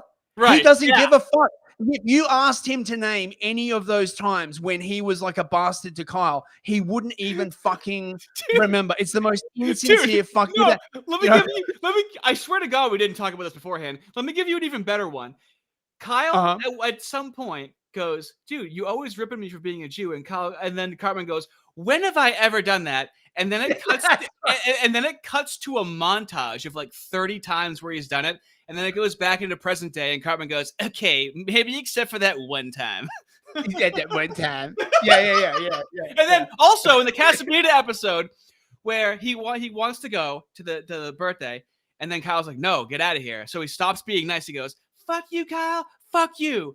And then he walks off screen, and then he walks back, and he goes, "Okay, Kyle, I said some things. You said some things."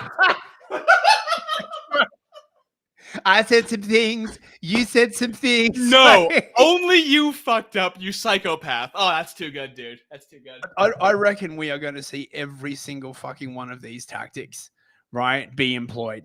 I bet you any fucking money, right? Like they're still in the like fuck yeah stage, right? Yeah. Give it a while. When it doesn't work, they'll come back and they'll be like, if I ever did anything, to mess over the Gentiles and destroy your country, I'm sorry, bad things were said. Like, fuck. They already did it with they already did it with COVID. 2 years after they were like, that's "Hey, right. we didn't know what was going on, so let's do a clean slate. We know that we were trying to mass inoculate you. We were trying to force this onto you. And so, but we didn't know what was going on. It was for your own good, even though everybody was saying this was the wrong thing to do. So that's definitely coming down the pike." Yeah.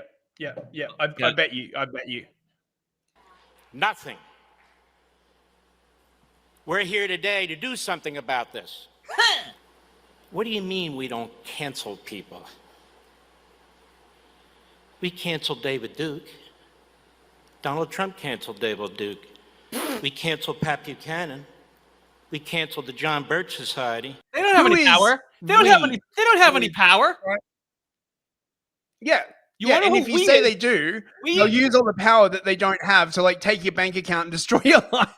We is the bipartisan 250 state legislators that went to Israel a month and a half ago. They're on both sides. You know how we say that it's a two-party system, but there's a uniparty behind the scenes? Do you think it's possibly the place that what other country do 250 state legislators go to all at the same time? And then all of a sudden, James Lindsay is going there. JD Vance goes there. It's the Shabbat signal was in the sky, dude. And it's time to go to Israel. Right. But the thing is, right, Vance didn't lick the wall. And they're very, very annoyed at Vance, right? Like, they are really pissed off at Vance. They do not want Vance. They're like, you didn't lick it, but you didn't even sniff it. Trump. Yeah. He didn't even sniff it, mate, right? He went to the church, is it the Church of the Ascension? And he prayed like a Christian. Ooh. Right. Sending very much the wrong message, JD. Just come and give the wall a little bit of a smooch. You don't have to use that much tongue. It's fucking... Yeah, they're really worried about Vance, man, right? Like, we canceled Joseph Sobran. We canceled pornography on TV. We cancel stuff all the damn time. Hitler admirers, Stalin admirers, Jew haters, American haters, Churchill haters. You're damn right we're going to cancel them and deplatform them. Now, so just out of curiosity, right? It's who you admire. It's who you admire and hate. You're not. These are thought crimes. Yeah. If I dislike Churchill because he cozied up to Stalin, am I in the naughty house? I'm so confused, right? It's right because Stalin is obviously bad, but Roosevelt and Churchill like cozied up to Stalin, so it's a very borderline personality disorder view of history. Good, bad, right, wrong. Almost sounds Marxist, doesn't it? Almost sound communist, either good, bad. throughout everything in history. It's just like a fucking psycho girlfriend Yeah, is what it is, right? Because I know. this whole Trust me, good I bad know. dynamic, right, is just a way for them to say what is permissible and what is impermissible, right? If it's good, you're allowed to do it, you're allowed to think it, you're allowed to say it. If it's bad, right, I don't want to hear about it, right? Like, shut the fuck up. You're not allowed to do it. You're not allowed to say it. You're not allowed to think it, right? That's the point. Like, I mean, Joel Berry. Wait, no, who was the Seth Dillon was doing that? They all look alike. This is good. This is bad. Fuck off. Out group. Well, here's the thing. A lot of us have come to criticize Israel from fucking crazy bitches. We're like, why does this feel familiar right now? Yeah. Why does this feel like a crazy bitch right now? Yep. Exactly. It's called the market system. Oh, did you fucking hear that? The market system. I gotta wind this back. They own the Listen to market. this shit. They control the market.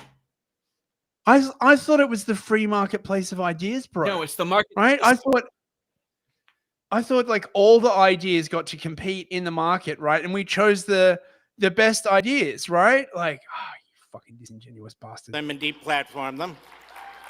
It's called the market system. They don't have a lifetime job like a bureaucrat who we're going to protect. And if they're your friend, there's something wrong with you. Oh. No Hitler admirer. It's literally like a psycho girlfriend. I don't like that friend of yours. Why? Oh, I just don't like him. Yes, that's why I like before I knew about all the moves, I was like looking up psychology and I was like, this has to be a thing that's diagnosed because I'm encountering it so often. Holocaust denier platformer should be anybody's friend, as a matter of fact. You don't get to wrap your psychotic, mental, unhinged, Nazi, Klan, jihadist bullshit around American patriotism. Republican.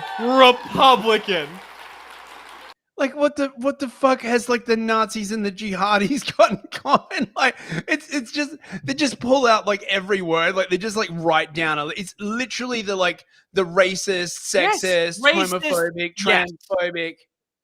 Like, God. You don't get to claim you're MAGA and America first when you're lining up with the Marxists and the Islamists and Hamas and the terrorists. The cowards. We're surrounded by cowards who have microphones, who have TV cameras, who have websites, who have columns. Cowards. It's spelled C-A-R-L-S-O. You're not clever, dude. You're not clever. F-U-E-N-T-E-S. It's spelled F-U-C-K-O-F. It's spelled F-A-G-G-O-T. Spelled O-W-E-N-S.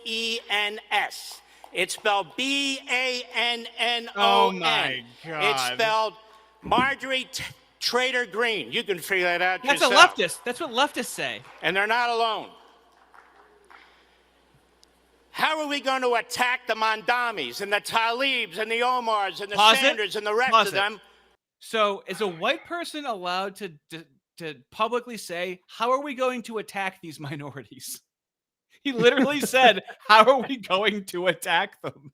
It's defensively, by the way. How are we going to defensively shoot these people in the face? How are we going to attack them? We just want an equal playing field, fellas, okay?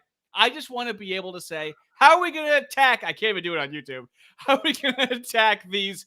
Insert everything I want to say and scream into my pillow every night. Oh, we have a super chat. Thank you, mate. Skin for $5 Australian. The market system. He just explained why there needs to be a parallel market, which is uncoupled from the normies. Yes, that's good. Correct. That's high level. Very astute observation. Yep. And it's happening. Yeah. Well, just like how when we covered the communist feds, how they create a parallel structure in the government to model what they want to happen. Same thing with the I forget what it's called. The thing from what is it called? This not CBAT. What do they make from But Academic Agent covered it with the civil rights movement, the CRS, the Community Relations Service. Exactly, a parallel structure in government. Yeah, exactly. Yep. They love to do that, right? Like it's a classic communist tactic. The Russian Revolution worked this way. The German Revolution. What's about to happen in Australia and Canada?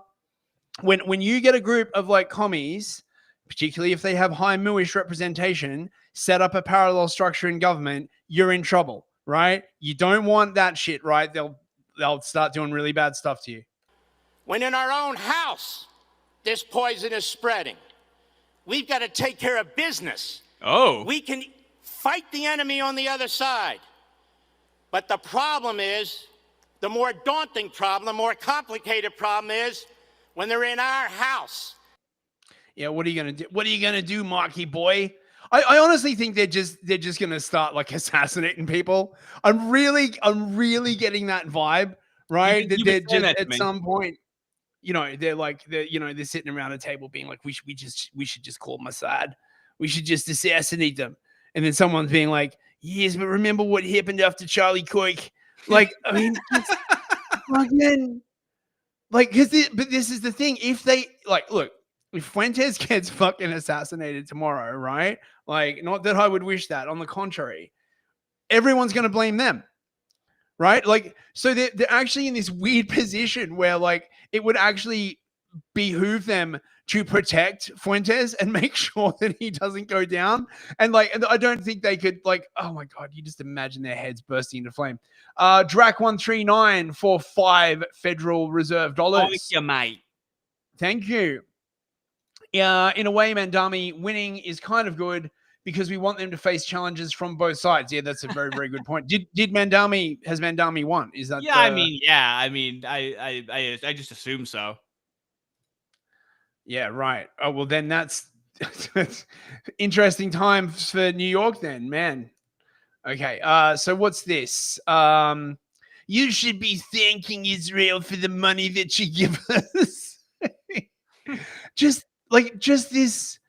these leftist quote unquote. So one hour ago, NPR, Mamdani wins NYC mayoral race. Here we go, fellas. Here we go. Oh, here we go. As this is happening with Fuentes, there's so much spiciness happening right now. Oh, I can't wait.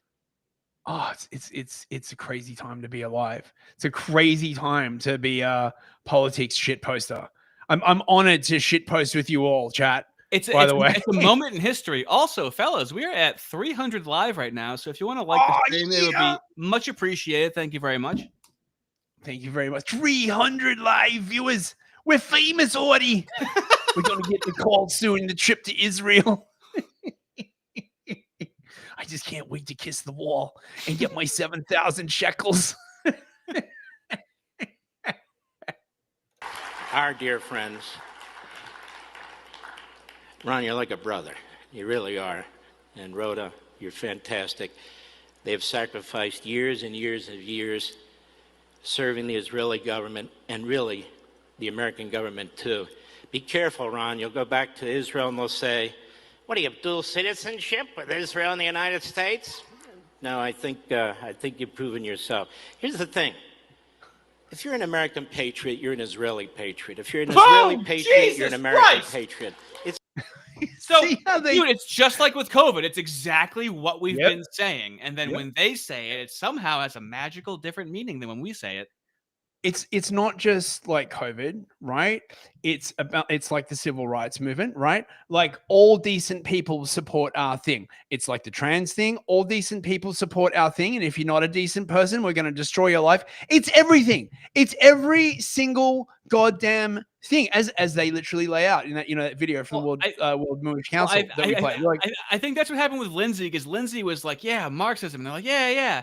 And then he's going deeper and deeper, and they're like, we need to redirect that Kabbalah to Gnosticism. There we go. He was getting way too close to it, and it was too late. Everybody else was like, oh, well, take it from here, James. That's you've done what you had to do. Thank you. Appreciate it. Yep. Exactly. It's that simple. And one last thing for my third last thing. Let me say this. We have this all wrong. Oh, we give Israel $3 billion a year.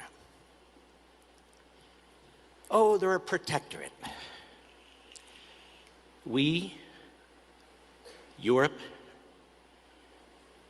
people of freedom, Jews, Christians, people who believe in liberty around the world, we need to thank the Israelis for what they've been doing. We need to thank them for getting $3 billion a year and $17 billion in 2024. By the way. Oh yeah, this is freaking great, right? Like this one speaks to me, right? Because we have a little TV show, right? He doesn't even. Right? We have a stupid little podcast, right? So like I feel like Levin is talking about us, Artie, right? I feel seen. I feel acknowledged. This is why Fuentes is just like Trump, because Trump said, "They're not after me. I'm just in the way." They're not after Fuentes. He's just in the way. Yeah, that's right. That's right. Exactly. And I just want the anti-American, anti-Israel, anti-West crowd to understand something. You're going to have to come through me and millions of people just like me. Okay, so I just want to do like a slight diversion here. Okay. Yeah, right? sure. Yeah. I've been posting this like a little bit around. Okay, right now, as you know, Artie, right? Like my background is in political science. Big Nick Digger for $5 Take my shekels. Thank you very much. My boy, my absolute Big Nicky Diggy. I'm so scared to say his name every time. It really is incredible. For as much as his name pops up, I'm just terrified to say his name. Okay, so my background is in political science. Okay, now you don't usually. Say. I do say, actually. Now, usually when you say stuff like millions of people are with us, right? And like, you need to, support this group of people, you will back it up with polling data, right? Like that's how you do in political science, okay? I'm just going to run and piss while you do this, okay? Yep, sure. Okay, right. So usually, right, you will get like a piece of polling data or something, right? Or like a series of polls, and you'll say, based on this poll or that poll, right, like we can see a trend in these kinds of ideas in a society, right? You make like predictions on how an election is going to go based on this, right? You don't just assert without any data that you're going to like win an election, right? There's polling for like tons of stuff. Now, this is from YouGov, right? And YouGov is quite unreliable, like just to be clear, right? And this question is not the kind of question in polling. There's like a name for it, right? Where like you ask a question and like a whole bunch of people are not going to give you like a true answer. It's like if you called up like 1,000 people and asked them if they were a nonce, right? And no one's going to like say that they are. Okay, so these are like the limits to polling, right? This is from October 31st last year. Quote, if you found out that a political candidate you support said that mustache man did some good things, would you still be willing to vote for that candidate? 24% of US adult citizens said yes. 12% of Democrats, 20% of independents, and 41% of Republicans. 24% of Republicans said they're not sure, which presumably means they could be swayed either way. So if you swayed them, you would have 65% of Republicans. If you swayed all of the don't knows in the US adult citizens as a whole, you would have 46%. That is a large number of people. So this assertion, these ideas are so unpopular, no one would ever support, if we don't do the numbers do not back this, right? The numbers actually suggest that going against it could hurt your chances. I'm just saying, right? Like, I think the reason why they're not putting the polling out, because if the polling was showing what they're trying to put out, they would be slapping that shit everywhere. They'd be like, this poll says this. I know, but I mean, polling's easy to manipulate, though. True. They can get the outcome they want with a poll if they wanted to. the thing about America in particular is there are so many different polling companies, right? There are like about Very true. 5 or 6 major ones. Okay, there's like YouGov, there's Rasmussen, there's a bunch of them. Okay, so if one poll comes out and it's like 100% wrong, like they always mess around the edges, like always. Okay, and then it will provoke another polling company to do another poll.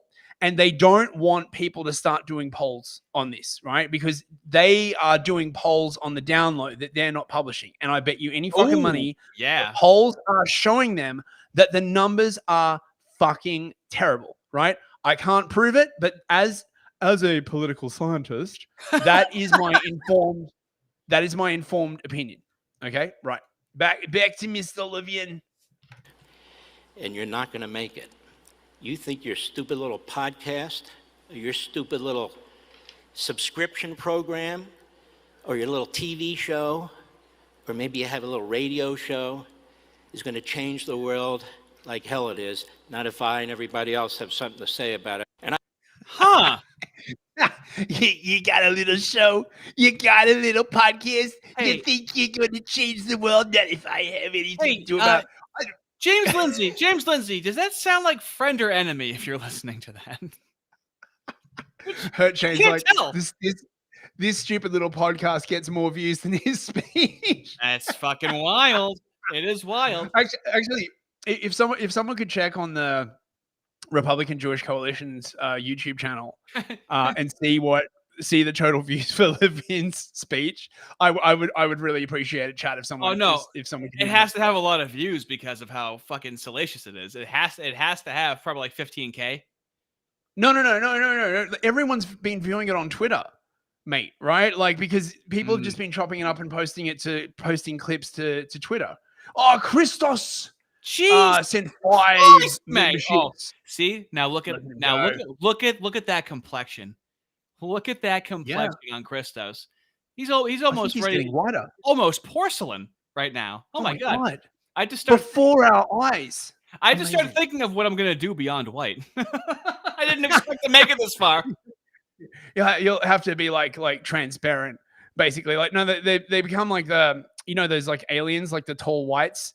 You know, the crazy alien worshipping, like the Nordics or whatever, right? So like then your hair starts going like blonde, and then your eyes start changing color, basically, right? Hyperborean, exactly. You become Hyperborean. Okay. Now as you can, oh my really god, just make BLM signs already, because they're just like. We are the most popular people. Like, look at all the support we have. Look at this fucking dysgenic cheerleading squad, right? This is fucking the Bobby and the Bio-Leninists fucking cheerleading squad. Look at this shit. School principal saved my life by letting me hide in his office when I needed to. Facing violence, no 12 school principal. Oh, Jesus Christ! Look at this shit. They get away with everything. Yep. Now, okay, so wait, hang on. This is Fuentes talking about Levin being a woman. Now, this is a great fucking clip, right? I have been getting so much enjoyment watching Levin and Fuentes like fight because Fuentes is just pummeling the shit out of Levin. This is the, you wonder where like tone policing comes from, right? Same group of people, right? They're like, like they will say the most horrible shit to you, but you're not allowed to use the same level of abuse back to them, right? They're really big on this, right? Like they'll call you like, cockroaches and vermin and all this, but if you dare say something like that in return, we will fucking destroy you.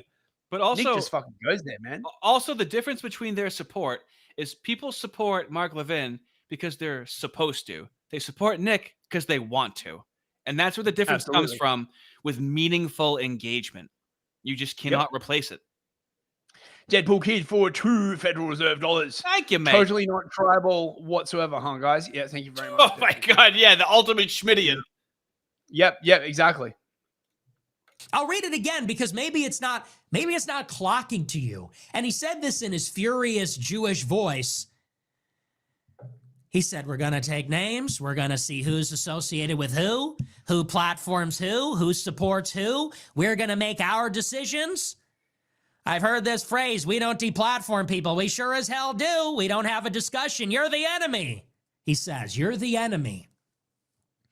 How many more times do we have to hear about pressuring Israel to get a ceasefire? And think about how this question is phrased. How many times do we have to hear about this? He says, like it's an inconvenience. How dare you? How dare you talk about it? How dare you ask the question?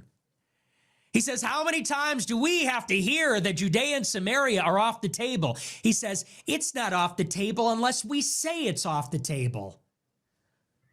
Excuse me? You forget what fucking country you think you represent? Oh, let's fucking go! Did you forget that for 1 second? In between these totally transparently fake appeals to American history, did you forget for 1 second who you're pretending to represent? It's not off the table unless we say it's off the table. Who's we? The Republican Jewish Coalition? And who the fuck are you? To say that? Yeah. And we're the bat, right? We're in the wrong here. Fuentes is so fucking like Italian Chicago mafioso, right? Like, you know, as someone who watched like a lot of American like mafia movies, like he's just got that like Tony Soprano. You know, who the fuck are you? Like, I love it, man. Like he has Trump 2016 energy, and he's been studying Trump, okay, and he's been formulating it. So what's behind his energy isn't a boomer. That's what's dangerous about him. Yep. He goes on, how many more times do we have to listen to members of Congress talk about genocide in Gaza? How many times do we have to hear about members of Congress going on and on about the Israel lobby? You have to hear, we have to hear about this. Who's we? The Republican Jewish Coalition? You think you're entitled? You think you're beyond reproach, beyond criticism? Is that it? Oh. It's not off the table unless we say it's off the table. We don't have discussions. You're the enemy. We cancel you. They're calling me. What are we going to do about so-and-so? We're taking names. We'll make our decisions. They gave the whole game away. This is what people hate. This is what people hate about this country. Fuck yeah. And by the way, we don't hate all Jewish people. We don't hate anybody. We hate that our country is being held hostage by this transnational gang. What the fuck is this? What is this speech? Who do you think you are? How do you think this is being received? What audience are you talking to? When you say these things, when you say it's not off the table unless we say it's off the table, we don't want to hear about the Israel lobby. Who do you think is saying these things? It's Americans. These are Americans that have these concerns, and these are valid concerns. This is our money. We're paying for this. Think about it. What's happening, the genocide in Gaza is real. We're paying for it. It's our money. The reason we're doing it is because of AIPAC. Congress will not go against it because they're being lobbied to. They're being bribed. And you say, we don't want to hear about it. We'll make our own decisions. Your decisions with our money, your decisions with our military, your decisions with our politicians, your decisions with our soldiers. Where do you get off? Who do you think you are? Dude, we haven't been able to. Well, everybody needs to realize this right now.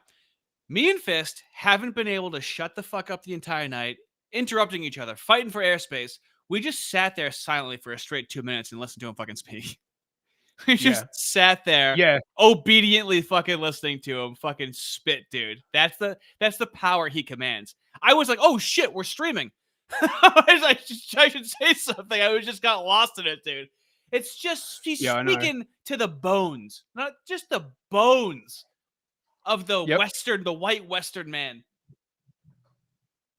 Yeah, it's insane. Like this is why they nuke all of these like promising young like people from orbit, right? Like Fuentes is literally everything they fear, and they made him, right? Yeah. If he hadn't been canceled, right? If he hadn't been like crushed by these people, right? He might have just been like another like gay like cat boy enjoyer or something, right?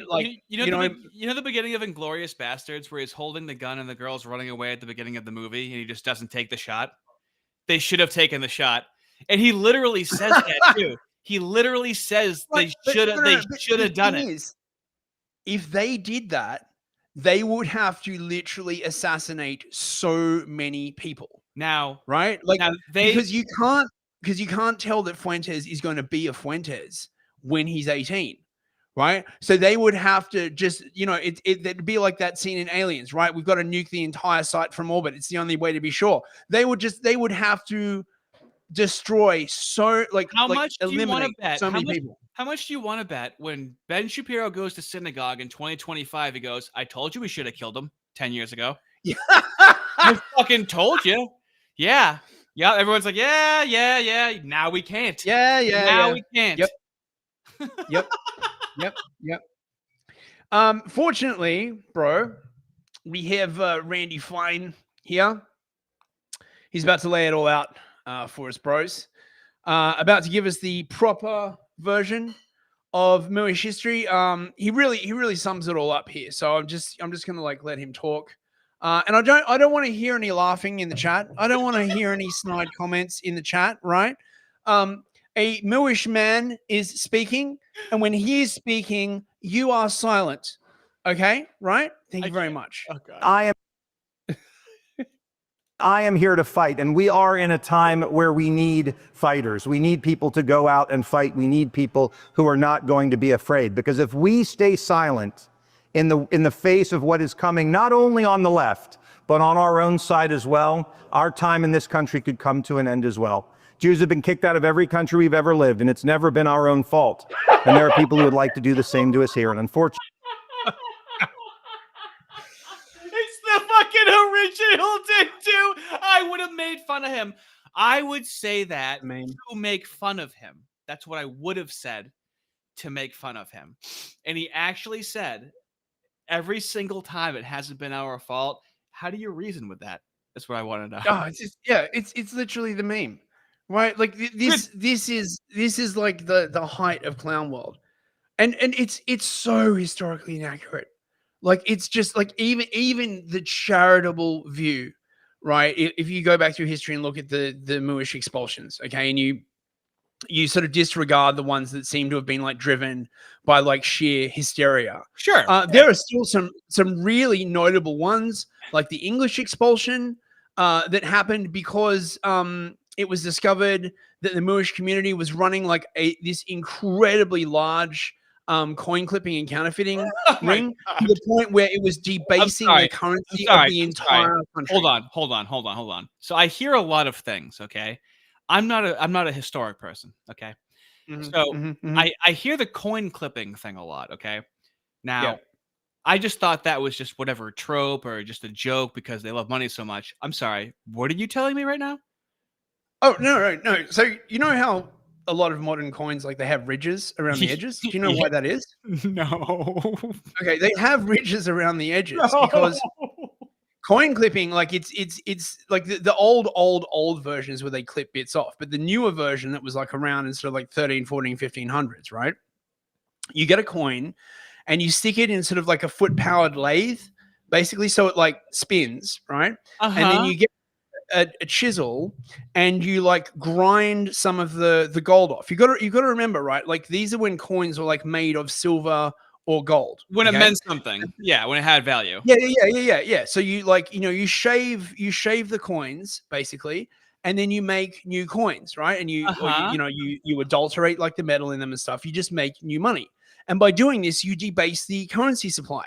And what led to the English expulsion was that they were doing this so much, it literally undermined the entire monetary system of England. And they got caught red-handed. They had to like place with like tons of these like milling machines. And Dude, I can imagine that they walk in, they're like, "What the fuck are you doing?" And they just go, "You hate me." Yeah. You're caught red-handed. Yeah.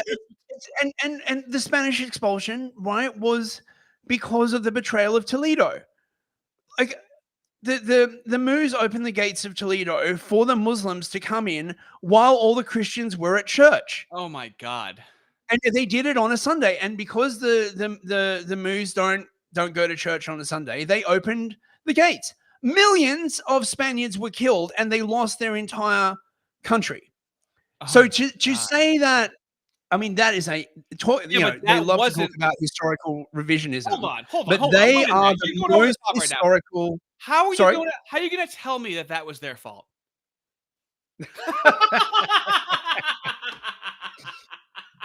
You know, the funniest thing about the Spanish expulsion, right, is that so the Moors invaded Spain, in the entire Iberian Peninsula, enslaved like tons of Christians. It was a terrible time, right? The Spanish did the Reconquista. They drove the Muslims out, and then they expelled the Moors. And the Moors wandered around like northern Turkey and Palestine and stuff like that, basically being like, "Oh, why has our God abandoned us? What did we do to offend God?" I have not found in one book anywhere where they're like, maybe we shouldn't have like fucked over the Spaniards. It just doesn't occur to them.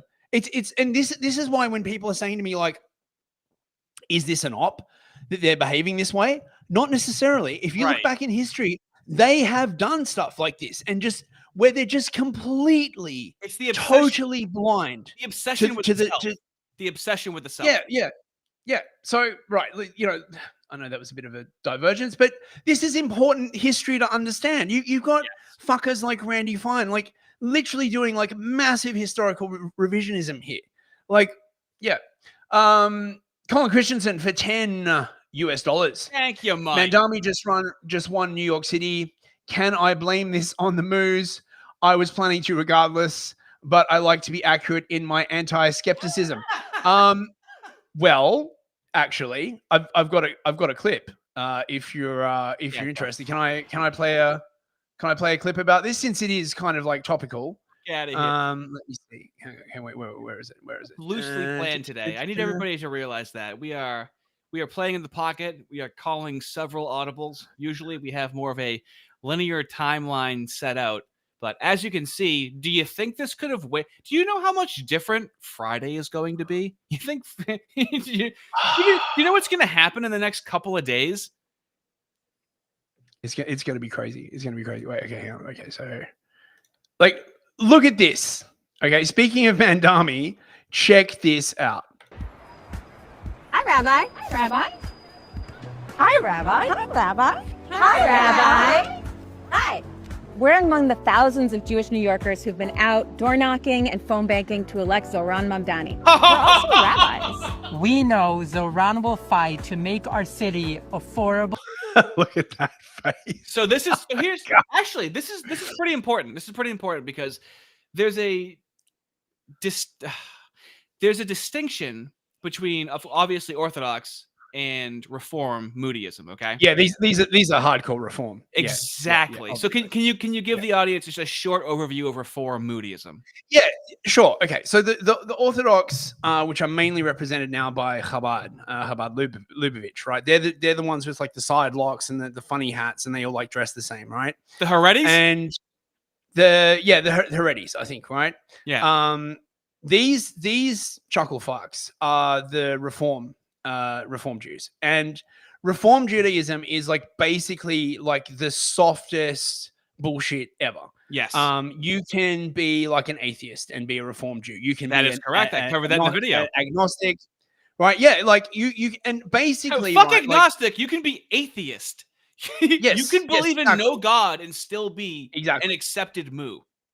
You don't have to follow the dietary codes. You don't have to observe the Shabbat. Like none of that. Well, you do right? some observances. Is what you're supposed. It's the cultural Christian, But when someone, if an atheist calls themselves a cultural Christian, no one calls them a fucking Christian. These are cultural moods, and they're accepted as actual moods because they don't actually believe in anything. It's not a religion; it's a series of tactics. Continue. Yeah. So as Arden Party points out, all you need is that your mum was mooish. Although I have heard that some strains of reform will actually take Gentiles. See? No, there's no rules. No, there's never rules. Right. So the only real rule basically is you've got to have a sense of self-importance, right? Because you're the chosen people, and you have to believe in the Tikkun Olam. Yeah. Right. Which means that you have to support every single crazy ass socially progressive movement. Right. So you got to support BLM. You got to support the trans. You got to support gay rights. You got to support Reform Moodyism is specifically defined as a progressive sect of Moodyism. That's right. It's called progressive. Now, I'd love to know when it was called progressive and the intersection of that in history, but it's positioned as politically left. So Mark Levin, his parents were a reform moose. He comes from a reform. Now, also, Stephen Miller also comes from that. And I postulate and I theorize that he actually separated himself from it and he knows what these people are and he knows how to fight against it. All I'm saying is, everybody, there has to be one good one. I refuse. The liberal in me refuses to think that they're all bad, okay? There has to be. I want to find my good moose so goddamn badly. I like Stephen Miller. Same. Personally, right? Like Colin Christensen for $5 every single time. Yeah, exactly. And the thing about reform moves as well, reform Moodyism, is that it's very easy to become a rabbi, right? Like in Orthodox Judaism. Oh, you mean these women become a rabbi, right? Yeah, it's a serious undertaking. Like, for real, I respect the Orthodox ones much more than the Reform ones, right? Like, at least they are serious people, right? They might want horrible things for me, but I respect their commitment, right? To become an Orthodox rabbi, you've got to like do serious study, you know, the Torah, the Talmud, all this kind of like other stuff. To become a Reform rabbi, my understanding is you just have to like take a community college course or something, right? Like, you know, so that's why they're all like, hello, rabbi, hello, rabbi. It's just a thing, right? Like, it's not like anyone, like not anyone. It's just anyone. A tactic. It's just so they can gain power locally. Shmuley Botiek is a rabbi, right? Like, he's not Orthodox, right? He's hardcore Reform. A lot of these like crazies are Reform, and historically, there's been a big gulf between the Orthodox and the Reform community. So I'll probably get into that. Check the Telegram real quick. I managed to screen cap this at 666 likes. Okay. It was ordained. I managed to screen cap this at 666 likes. It's incredible. Where is this from? Academic Agents video on the CRS, I believe. Everstein, Singelberg, Timowitz. 666 likes. They're great lawyers. Everstein, Singelberg, and Timowitz, attorneys at law. Right, let's finish watching this and we can go back to the usual programming. And safe for our families. And for our neighbors of all faiths and backgrounds. As New Yorkers, we're also just people who live here, who don't want to get priced out of this incredible city that we call home. We know fellow Jews want to be able to afford housing, transportation, and childcare for their families too. As Jews, as rabbis, as New Yorkers, yikes, we believe that all people deserve to thrive. Zoran agrees. But let's get real. This isn't only about belief. It's about action. So let's build a flourishing city. Together, let's elect Zoran. Zoran! So this is like Iran. There's a really important statement to make about this, where she specifically is talking to Moose. She explicitly says that, where Moose want to live, not everybody. Yeah. So this is how insular they actually are. And again, the motif of the Stream Fellas is we would like to be able to cut promos specifically for our own people. That's all we're asking for. That's not hateful. I am reminded of the Iranian Revolution. You know much about the Iranian Revolution? I know that it was like liberalized or whatever, and then like in the 70s. Yeah. So when it happened, the communists, right, aligned with the Islamists to overthrow the Shah. And the communists were like, oh yeah, we'll align with the Islamists, but like, you know, once the revolution is instantiated, like we'll take power. Guess how that worked out? The Islamists killed them all because the Islamists don't fuck around. Right. And I'm just getting very Iranian Revolution vibes, right? You know, like, oh, you know, we'll align with the Muslims because, like, you know, we have the same values. No, you really don't, mate, right? There's historical precedent to this. This happened with the Muslims in Algeria, I believe, in the 60s. There's Islamic socialism. These things combine throughout history. This is not new. There's decades and generations of them combining forces and never getting along after. Well, yeah, because Islamic socialism is really just Islamism, right? Which is Islam translated and into a sort of political ideology, but it's only for Muslims.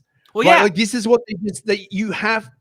The Muslims are shamelessly ethno and religious centric, right? If you're and it's literally baked in, right? If you are the Ummah, a whole bunch of laws like apply to you, right? You can't cheat a fellow Muslim. Yeah. You can't beat them. You can't like rape them, any of this kind of other stuff. If you're a kafar, none of that applies. This is one of the reasons why we're seeing the kind of like violence that we're seeing in the UK, because I've even talked to my resident Islam expert. He's in the chat. You know who you are, mate. Nice. Who was basically saying that this is one of the reasons why you're getting whites joining Islam, because it's basically a free pass to do a whole bunch of horrible stuff to the kafars. It's protection. It's why people say blacks join inner city gangs as well. Yeah. How about little Ada Fuentes? How about little Adolf? I mean, Fuentes should like. You can't just not prepare me, okay? You can't just spring that up on me. Fuentes should put on the little fucking mustache and just do a show. Yeah, I swear to God, Mark Levin is turning into my new James Lindsay. I'm becoming infatuated with him. He is killing me. I know, it's such a like car crash. How about little Ada Fuentes? What did his family do for this country? What did he do? How about Tucker Carlson? What did he do for the country? He interviews the Qatari, interviews Putin, he interviews the lowest of scum, genocidal maniacs. I've said this to you before, where something is so ridiculous that you can't make fun of it. All you can hope to do is emulate it. That's why I'm laughing right now, because it's turning into my job to think of how to make fun of something. And I can't. Yeah. All I can do is try to sound exactly like him, and I'm always going to fall short. That's why I have to keep listening to him, because I can never do Mark Levin as good as fucking he can, dude. He's really giving me Lindsay vibes right now. I'm starting to really like him. You don't even have to like. It's so over the top. Like it's just parody on its own. It's like a ready meal, you know, or like mashed potato with like butter and like cracked pepper. It's good on its own. Just add some water to it. Just add some water to it and just come to life. Yeah, you don't even need a side dish. Right? It's good on its own. From the face of the earth. Now he's attacking Christian Zionists. He's literally attacking the Bible. That are fuck you. That's what you would say. It's most extreme to make fun of him. Heresy detected for the Emperor. Right, the guy. I get very Warhammer 40k when I hear this kind of like shit. I mean, this is the guy whose book said that like Jesus is what, swimming in like cum and excrement or something like that, and he's saying this is against the Bible. That's in the Talmud. Yeah. No. What's the difference? Yeah. What is the difference? Well, yeah. I mean, yeah. At the end of the day, consequentially, does it lead to something different? No, it doesn't.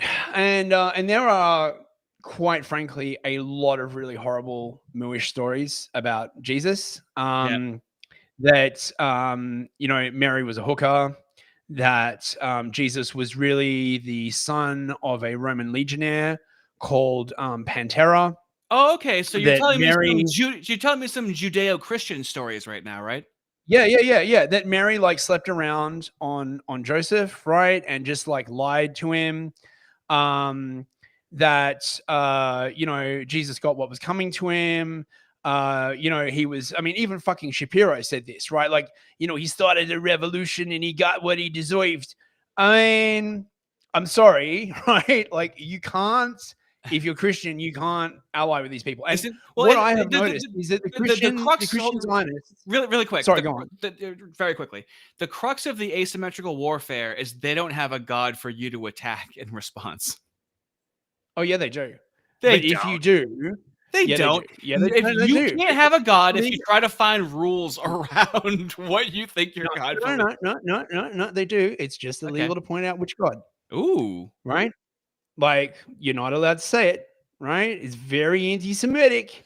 Do you mean the fucking devil? Maybe. Okay. I was just asking a question. Hey, I'm just asking questions. All right. There are some certain qualities. I'm just saying. The pride, the deception. The fact that hat on his head is to keep his horns underneath. Bruh. So have you noticed? I noticed with Ben Shapiro as well, how the yarmulkes are getting bigger. Is this almost like in the 90s where they started wearing like big pants? So now like it's just a fashion choice over time that like the yarmulkes are getting bigger than they used to? Why are they getting bigger? I don't know. Is it like I do a know. fashion thing? No, I know what it is. They are getting bigger. It's not just you saying that. Like, no, it is getting bigger. So I understand why Nick Fuentes knows so much about the moos, because you make fun of them so often. It's why I know so much about the black community. You make fun of them so often when you learn these things. Apparently, the more kids you have, the bigger your hat gets. And I saw someone say that as a comment on X, and I'm like, okay, all right. And then someone posted the proof. So the more kids you have, it's pious because you've had more demons spawn to release into the world, so your hat gets bigger, is why we see these larger hats. The yarmulke cost. Oh, come on. Oh, that's freaking hilarious. Vulpus persona. Disavow. Not really. Disavow. Disavow. I'm sorry that I laughed at that. You repent. Repent. Yeah, it's gonna be like a sombrero, like parachute pants, but Yeah, there's gonna be a wallet chain hanging off of it soon enough. Oh my god, holy shit. That are evangelical Christian brothers and sisters, and it's not just that. It's Catholics. Ted Cruz is a Catholic. He's a great man. He's out there fighting. They're attacking Christianity. Why? Because Christianity rejects what they're spewing too. It actually doesn't. I'm just hate to correct you there, Mark. Do we understand where Saul Alinsky came up with make the enemy live up to their own book of rules? Do we see where he came up with that by any chance? Fucking Ardent Party does an Australian moo wear a yarmulke with the little dangly bits with the corks on the end. Oh, come on, mate. Holy shit. Oh, you got to give it up for that. Oh, dude. Judaism rejects it. Christianity rejects it. Atheists reject it. Agnostics reject it. Gay people, straight people, women, men. We all reject it.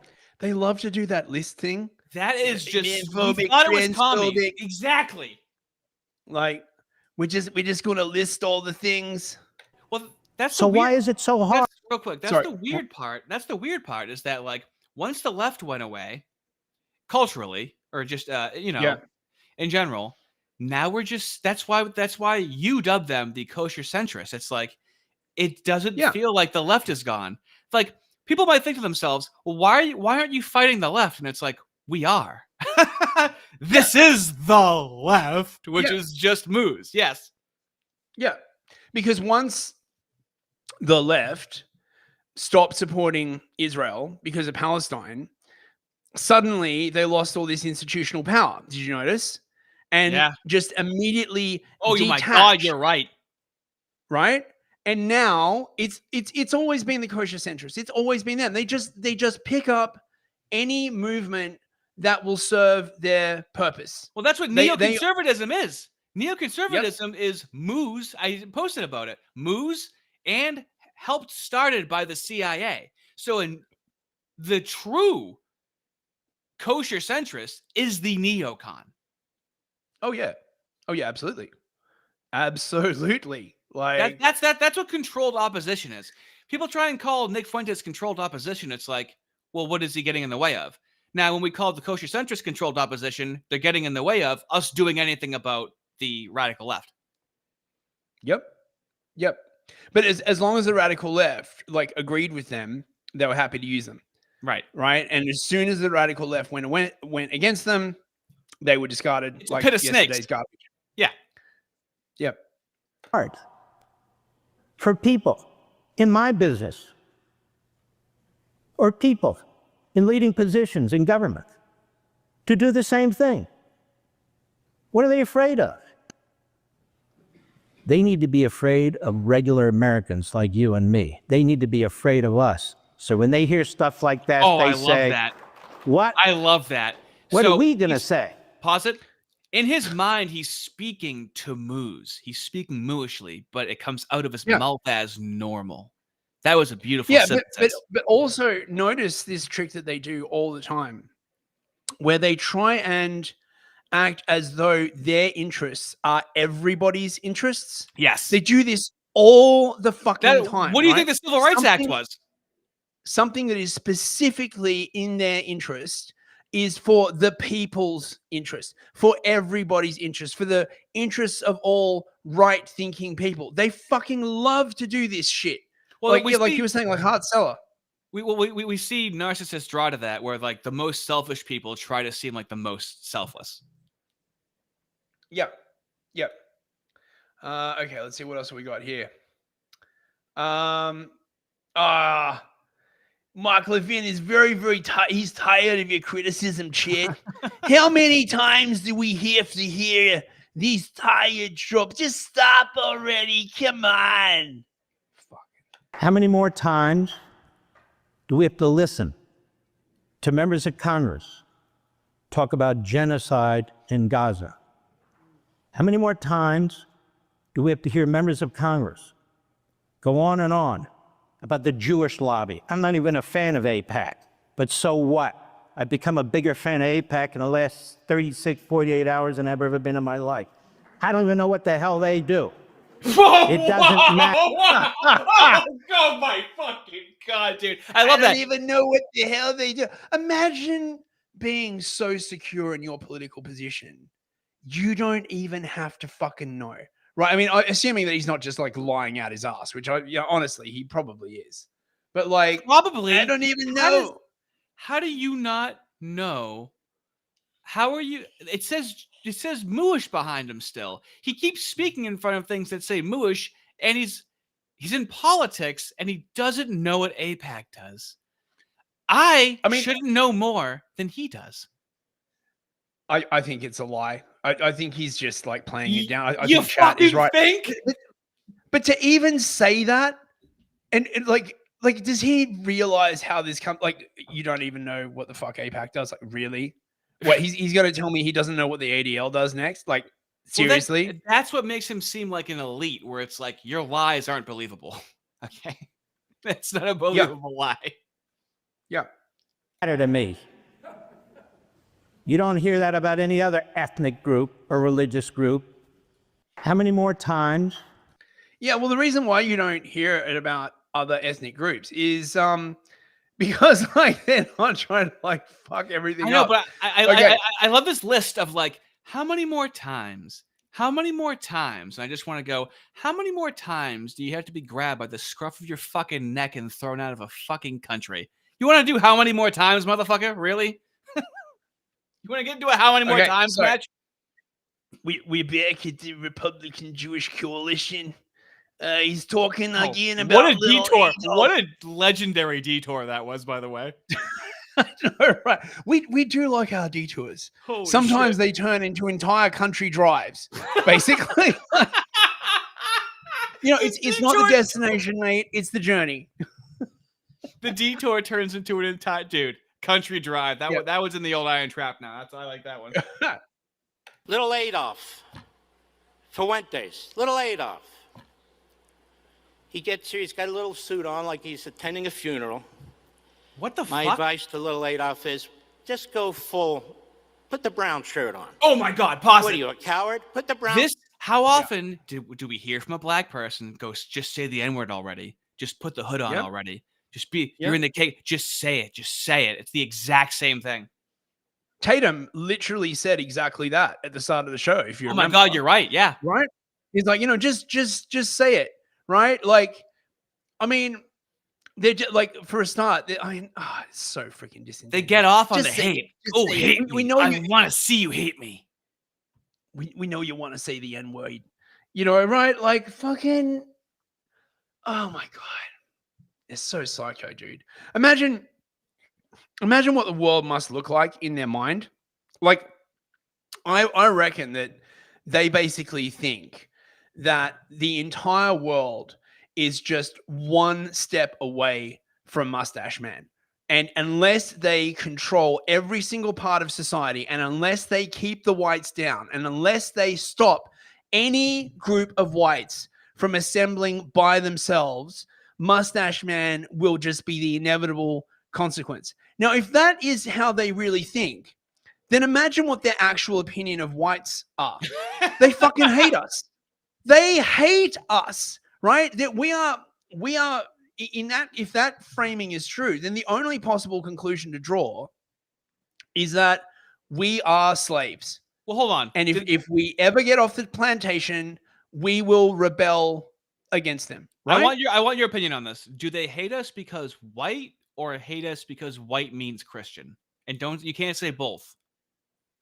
I think it is both, though. Is honestly. it? Like, I do, but I mean, why do they care about white so much if white doesn't mean Christian? White just has to be interchangeable with Christian. That's how it is with the left and the communists. Well, remember when I was talking to you before about Esau and Ishmael? Yeah. Oh my God. Yeah. Hold on. So we're trying to do some like rapidly quick prep yesterday, okay? I'm thinking I'm just going to have a grand old time, show a couple of clips. This motherfucker goes into over an hour. I'm not even kidding, dude. He goes into over an hour, and he goes to like the fucking very beginning of how this entire thing happened. Do not do it right now. No, I won't. I'll only allow you to give a very short overview and move forward. Listen, man, you asked me a question. I gave you the answer. I don't know, like, right? Yeah, you're like, it's like asking somebody, where do you want to eat? And you go, well, here's how food was fucking created. Like, Arby's, McDonald's, Burger King. Well, hold on, you're getting ahead of yourself. So, anyway.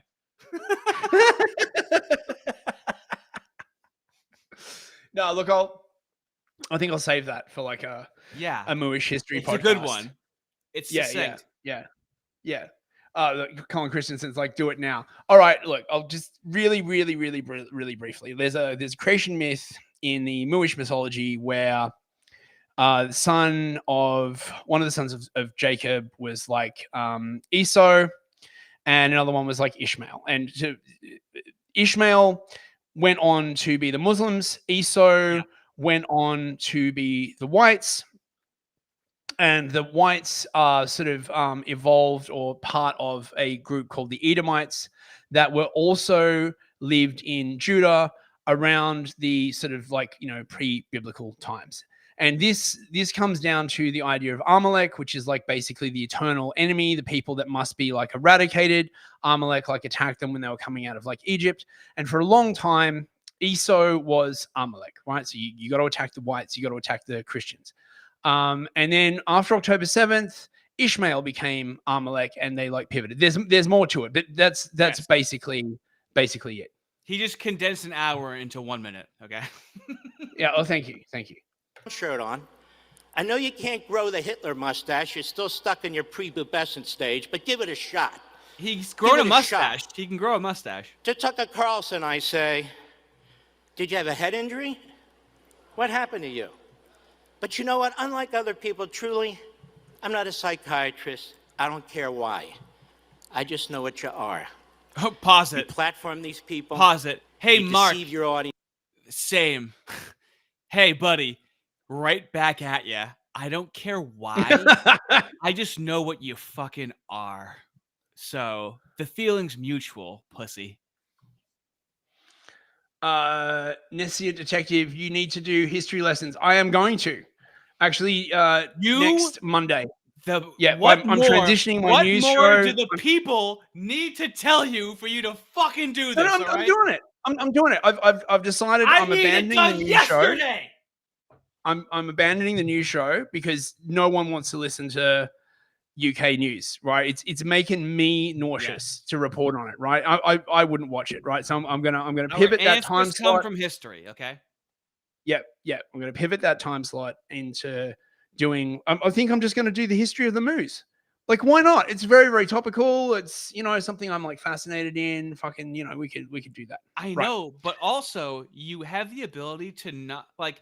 No one else sees this, by the way. And here's the shame. They want to hear it, and you subject me to it, okay? I'm just looking.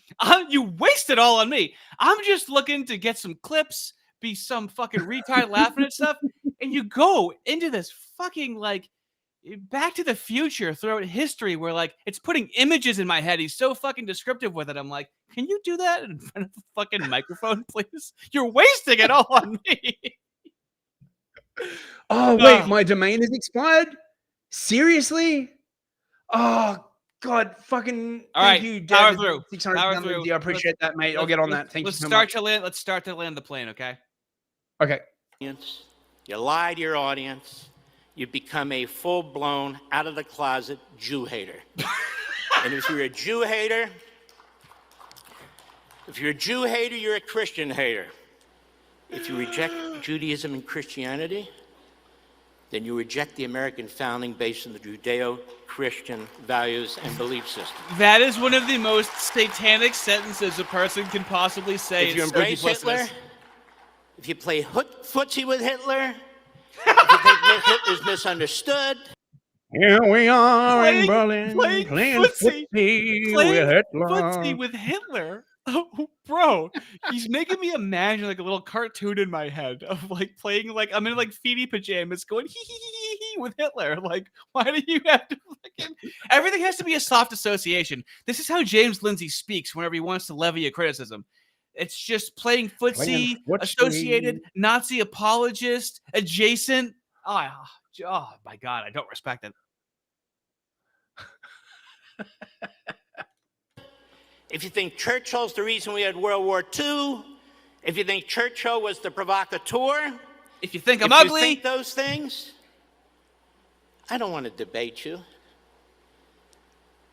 I don't even care about you. Same. Don't even care about you. Oh, same. That's not a legitimate position. Tell me how I feel. These aren't powerful people. I know. Seriously? Look at you. Look at you. These aren't intelligent people. Listen to you. These are lowlives that have platforms. You don't say. What are you looking in a fucking mirror, pussy? If we can't speak out against them and fight them, what good are we? Yeah. Conservative institutions. Have you seen my friend Kyle? We've been putting billions of dollars into conservative institutions for half a century. We're sending it to Israel. Time. We're not interested in your white papers. We're not interested in sending it to Israel. We're not interested keep it in at your home. booklets. We're not interested in your donation requests. Your Talmud. Unless now, when you're needed, you speak out. Do you have and a you purpose? do something. What good are you otherwise? Oh my God, I could do that. I could do that all night right now. Dude, I'm really starting to like Mark Levin. Oh, I really like this guy. Oh my God, dude. So I like James Lindsay because what James Lindsay is saying immediately applies the inverse. Mark Levin is my fucking number one right now in terms because he gets to be a moo. James Lindsay can't be a moo, so a lot of his like projection, it's soft projections. Mark Levin hits the nail on the fucking head.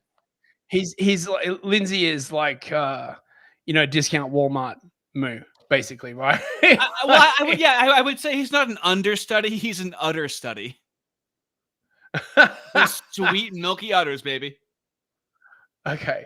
Colin Christensen, $2, mate. Kyle, is he about this tall? That's baby.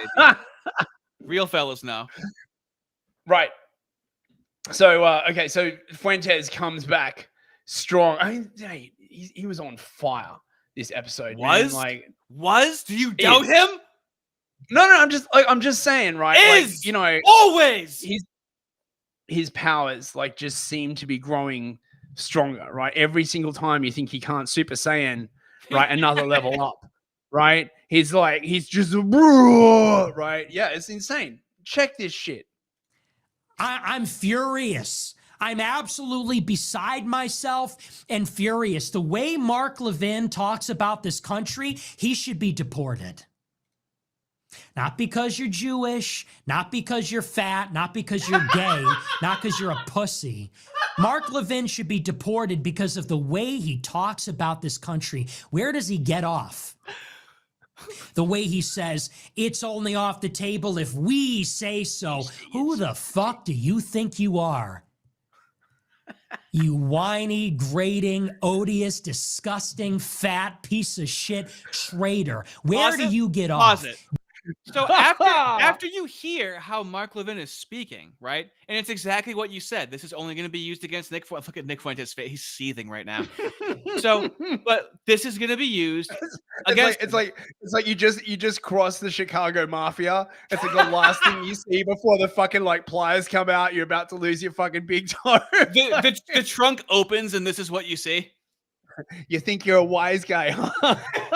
But this is going to be, this is the differentiation with what I'm trying to say with the right wing nowadays, where James Lindsay is still operating under, and the kosher centrists are going to go, well, I don't want to be called Nazi. Well, I don't want to be called, they're going to call you that anyway. That's how they can control you. And this is not, I don't care what you call me. I am a Nazi. This isn't that. This is, I don't care what you call me, and here's what's going to happen, what we're going to do. This is beyond being ironic. This isn't, I'll take on the title. Sure, call me a Nazi. I'll be a... No. We're past that. It's cute. It's fun. He did it a few years ago when he was younger. He is closer to 30 than he is his mid-20s right now, okay? He understands history. He understands what he's doing. Let's fucking go. Hit the play button. I mean, it's just so... it's just crazy, man. Just Can you feel the moment right now? Can you feel that we're in a historical moment? It's insane. They've used all the magic words, right? Yeah. They've used all the magic spells, okay, right? They took his fucking bank account. He's got no kids. He doesn't have a wife. He's got no pets, right? They what are they gonna This is why I'm wondering if they're gonna go the full force majeure, right? I mean, you can't. I mean, okay, look. If there was any other shady shit in Fuentes' life, they would have aired it by now, right? He did it to himself. Fuentes did it to himself. The worst they could find was the weird cat boy shit, okay, which isn't great. They didn't find it. We found it. That wasn't them that found it. That was the internet that found that. He streams. He already put everything out there. You see what I'm getting at, right? There's nothing else, right? He's overcome every single slur and smear, and people still like him. I know, because but this is such a moment right now where he's like, I love Stalin. Tucker's like, hey, why don't you say anything about that? I don't fucking know. Whatever. That never happened before in history. You can't be on the right and saying that in an interview. You're not allowed to do that. We got a super chat from Creamer Slinger. Fuck we need the Moo correspondent, monorically gefilte, and Fist to make a history video about the Moos. No, it's gonna be on my channel. I don't know. I mean, you're welcome to participate if you want, Artie. If I bring monorically gefilte with you, If I have to be in character the entire time, then I might be able to do it. Oh, mate, come on, that'd be fucking awesome, dude. Come on, right? That would be fucking hilarious, mate. I could explain to monorically Mooish history, right? And he could be like, "Oh, did that really happen?" Dude, actually told me. I do like that angle that you know so much that you're teaching a moo. That's how much you know, is that you're teaching a moo. And then When it's I'll have like pushback and whatnot, and then you'll just be able to push. That's kind of funny. I kind of like that. I would Yeah, just it's not bad. Yeah, I we'll would talk just, about that, eh? I would just need to be a character for the entire time. Which, in case you guys couldn't tell, I can't fucking hold in a laugh to save my life. So we'll talk about Oh, it but later. it'd be fucking hilarious, I mate. know. Come on. That would see be it too. fucking hilarious, man. It'd be history and it would be fucking funny, right? You know how fucking hard that is to do, right? Like, yeah. Okay, right. Let's get back on Power to through. Fuentes. Yeah. Damn you. Damn you. And I apologize for that. As a Christian, we shouldn't curse people, but seriously, damn you. How dare you say that? This is the United States of America. He says, little Adolf, who were his ancestors? You know who my ancestors were? Joe Cairo, okay? When my ancestors got here, they kissed the ground when they got off the fucking boat. It's literally The Sopranos. It's incredible. Right? Where it's like, you know, where are they now? You're looking right at them, motherfucker. Right? Like the guy's like, you know, where are the Romans now? Right? I know, but in every other situation, somebody does that ironically as a joke. When have you ever seen someone not joke to this extent when they're doing it? Yeah. It's fucking epic. And they served in the military and they built this city. They built Chicago. And they love this country. They always have. They're all patriots. They love our country's God, Jesus Christ. They love this country. Who the fuck are you? And why are you here?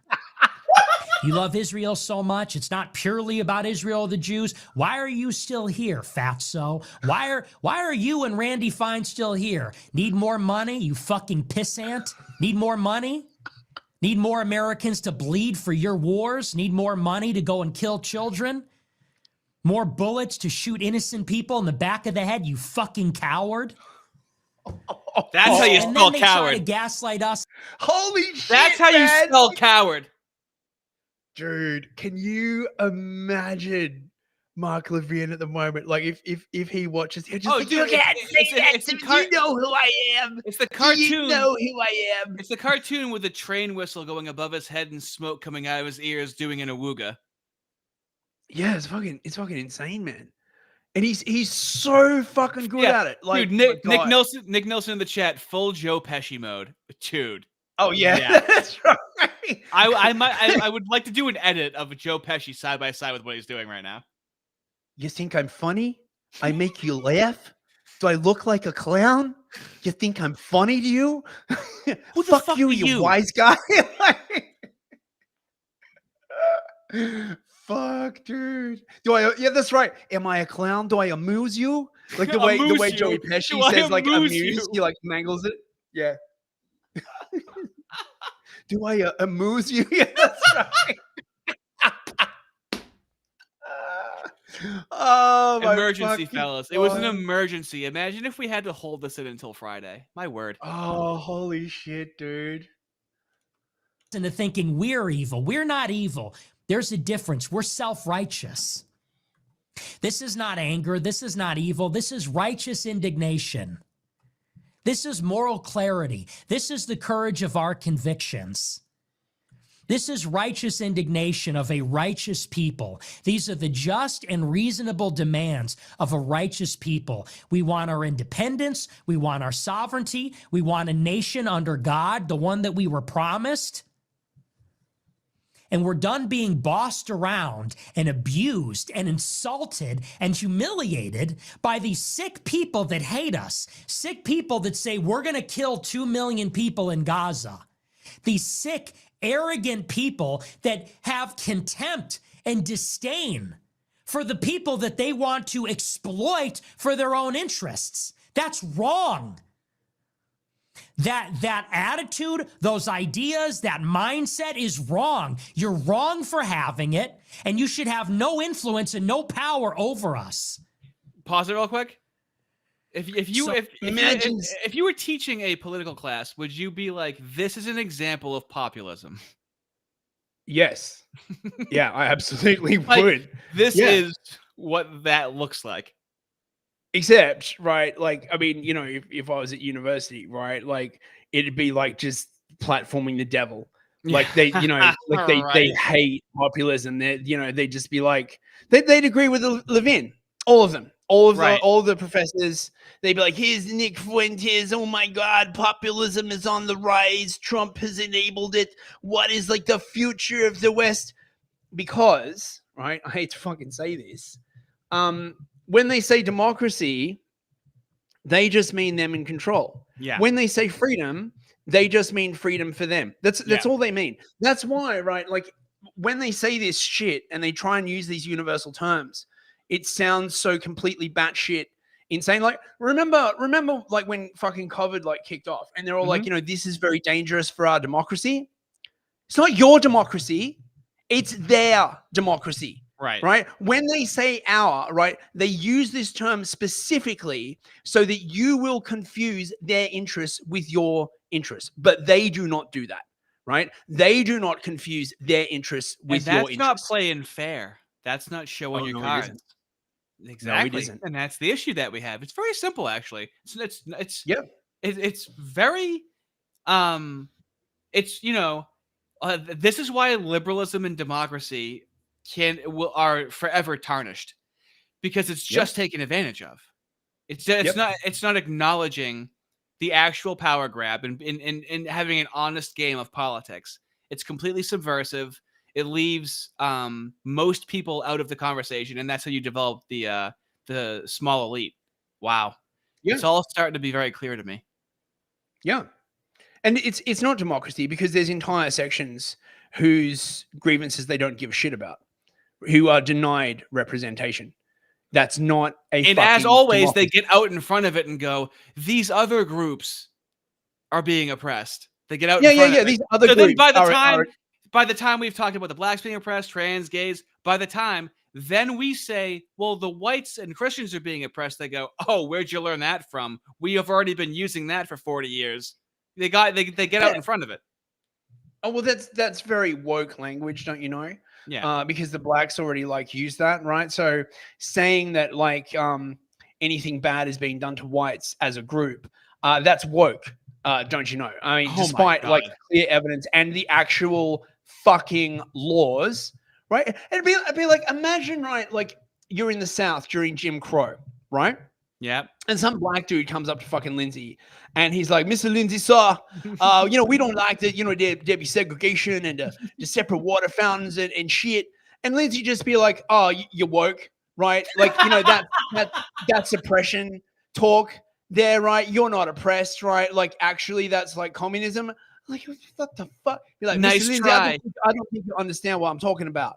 Like, oh yeah, there's no truth factor to the grievances, which is what I picked up on early. I'm just like, no matter what, it just seems like there's no validation for the thing that James Lindsay, by the way, brought to light. All of the anti-white stuff and how it's communist and whatnot. And then the whites are like, hey, yeah, you're right. And he's like, that's woke. What, that you're right? No. The way that you're bringing it up is woke. Everything's a tactic in optics. Yep. Colin Christensen for $5. Thank you, Mike. Fellas, I'm just warning you now. Fuentes has good rhetoric, but he snaked everyone who has ever trusted him. Please don't become a groyper. Yeah, look, I'm sure. We have, this is, I'm sure. I've made a couple of videos on Nick Fuentes that you can watch. We have a stream called the Fuentes question, okay? So we're not coming into this new.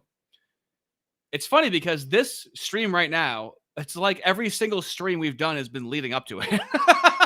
It's almost linear like a TV show. But we addressed very evenly the good parts and bad parts about Nick Fuentes. I stated the case for the best cases as to why he's a Fed and why I don't think he's a Fed. So I would recommend, if you feel that way, to watch the Fuentes question stream that we had a couple months ago, or like maybe like a month ago. I mean, look, man, from my point of view, okay, right? Fuentes is white. He cares about whites. He's a Christian. He cares about Christians. He's not mooish. Right, he's like, dude, you know, he since he was says 18. His whole history is out there. There's nothing shadowy about it. There's nothing subversive about it. The whole thing's out there.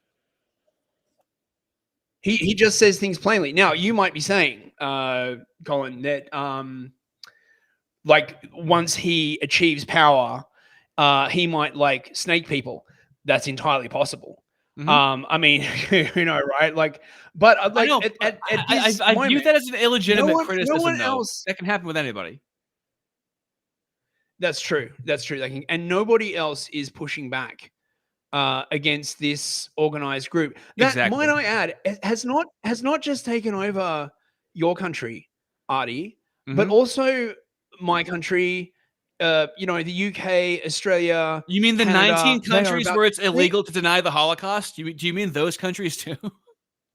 Germany, like, and some of these countries like Canada and Australia, they are about to steal everyone's land and in my opinion start killing a lot of people. You keep right? having and that none like of the reoccurring populations, Yeah.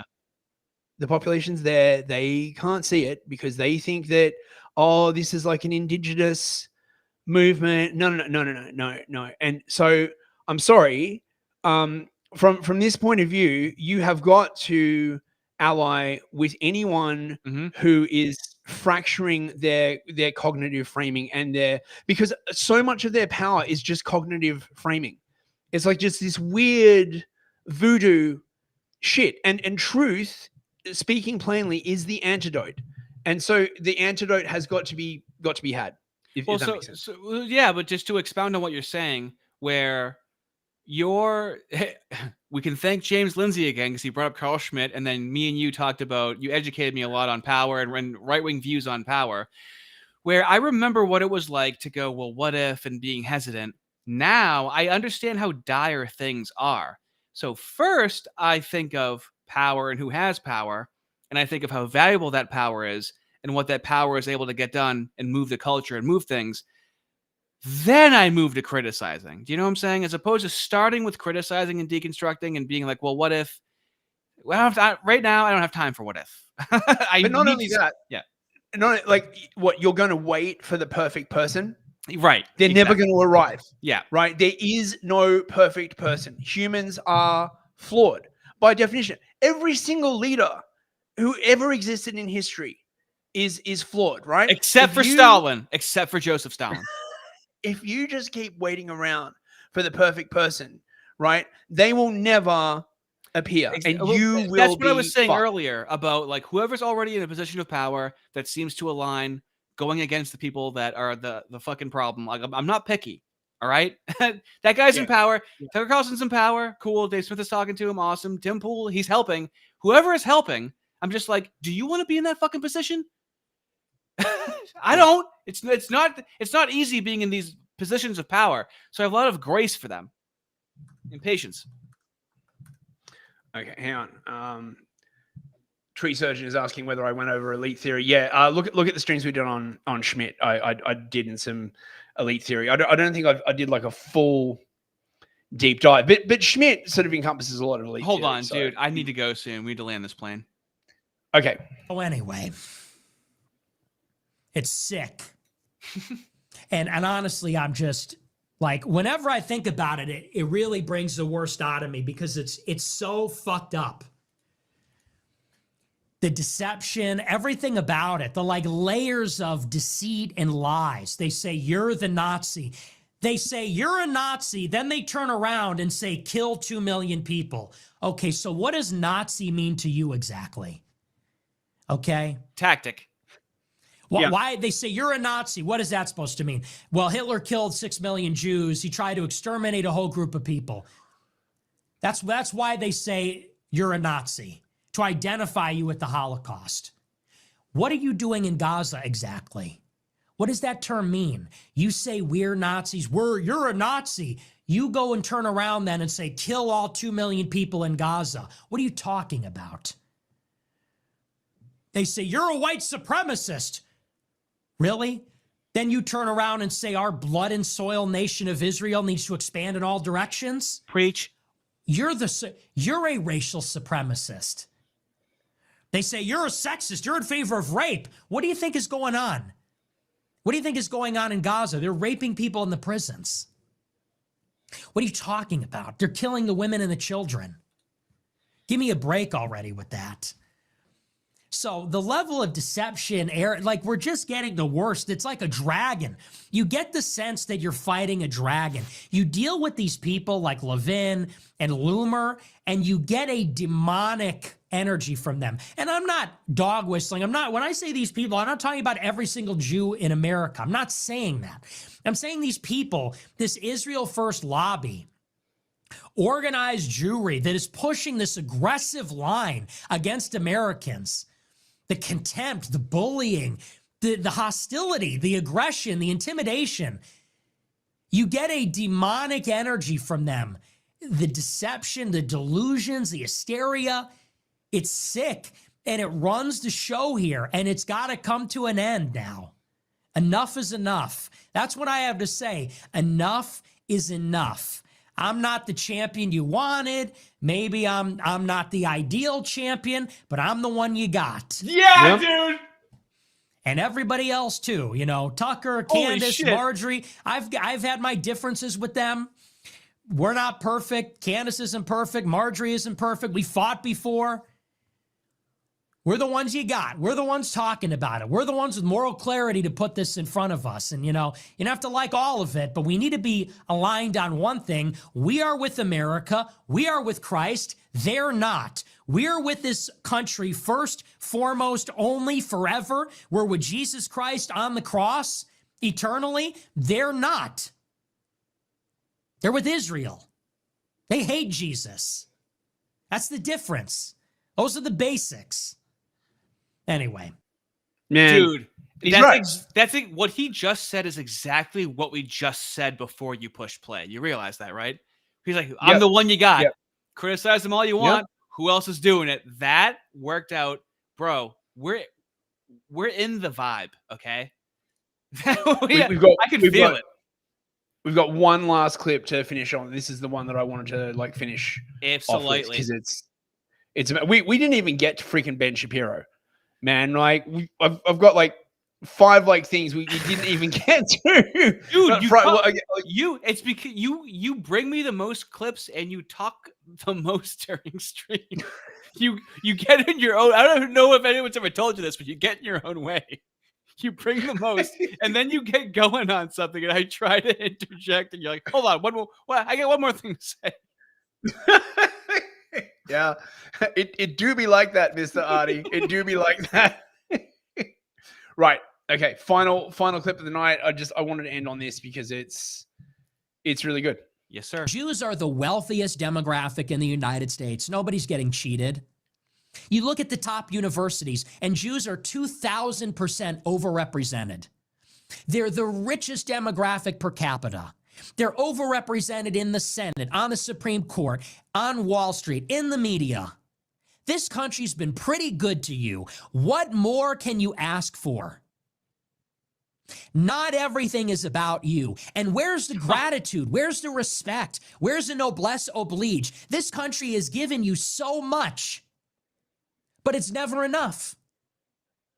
You have real American patriots that want nothing other than what's best for America, and you just can't resist. You browbeat us and call us anti-Semites, cry about Jew hatred, because we don't want yet another war in the Middle East? Seriously? Where is the self-awareness? Where is the introspection for your own sake? Where's the honesty? But they just can't help themselves, can they? Yep. Exactly. What a nice bookend. Well, and that's the thing. So, like, when people are frustrated saying what racist and anti-Semitic, blah, blah, blah, blah, we're never allowed to express ourselves, okay? But what we should always come back to is exactly what he just said, okay? We just want what they have, what they want without Satan. We just want to be able to, like, let's just play this game fairly. And they're terrified, just like the communists, just like the leftists. They can't play a fair game. And they're in trouble. Do you feel tingles when you heard that? Me and you just go silent when he's talking, dude. It's fucking hilarious. It's like, bro, go. He's got that Trump energy, dude. It's incredible. Yeah. No, it's amazing. It's amazing. He has that ability to just articulate something really, really, really well. You know what I mean? And sort of compress what would otherwise be like quite a long, I mean, shit, particularly if I made that argument, like quite a long, right? Like we were all thinking it and you said it. Yeah, just right. And just compress it down, right? And just boom. Like, and really, that is the art of a good political speaker, honestly, right? Is to sort of get a group's grievance and compress it and just, you know, embody it in like really, really plain language, basically. So no wonder like he's ruffling feathers, man. He's, you know, he's on the ball. So his generational run, his fucking it's too late. Now there's gonna be I know, but at the same time, you actually can't replace him. And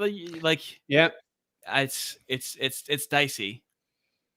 Yeah, we get what he's saying, but it's just what he said. Well, we're the ones doing it. It's like, yeah, that's what I'm saying. You want to be up there doing that shit? No. So like when it comes to like, you know, catboy shit, call him gay and whatnot, I don't give a fuck. I'm a consequentialist in this regard. Okay, none of this means anything if we lose, and it has to be. Yeah, that's true. It has to be an imperfect person to do it, because you want to know what a perfect person does.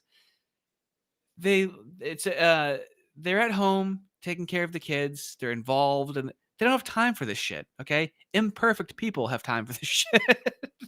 Yeah, but also, right, like that's one of the beautiful things about Christianity.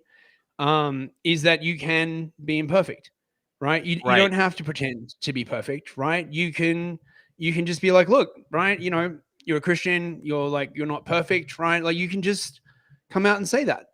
And I think it's a very endearing quality, and I think people respect that. I think that when people try and pretend that they're too perfect, it comes off as very, very fake. People don't relate to it.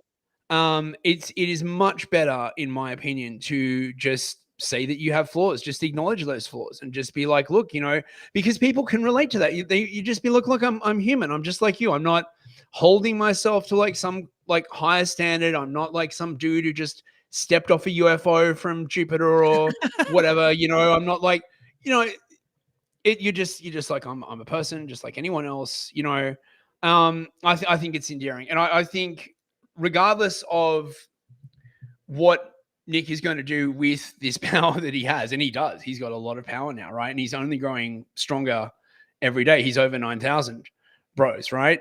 Yeah. It is going to be really, really interesting. And I think broadly, we can absolutely say that he represents our interests, because he is the same, you know, general sort of like group, right? He represents the dispossessed generation.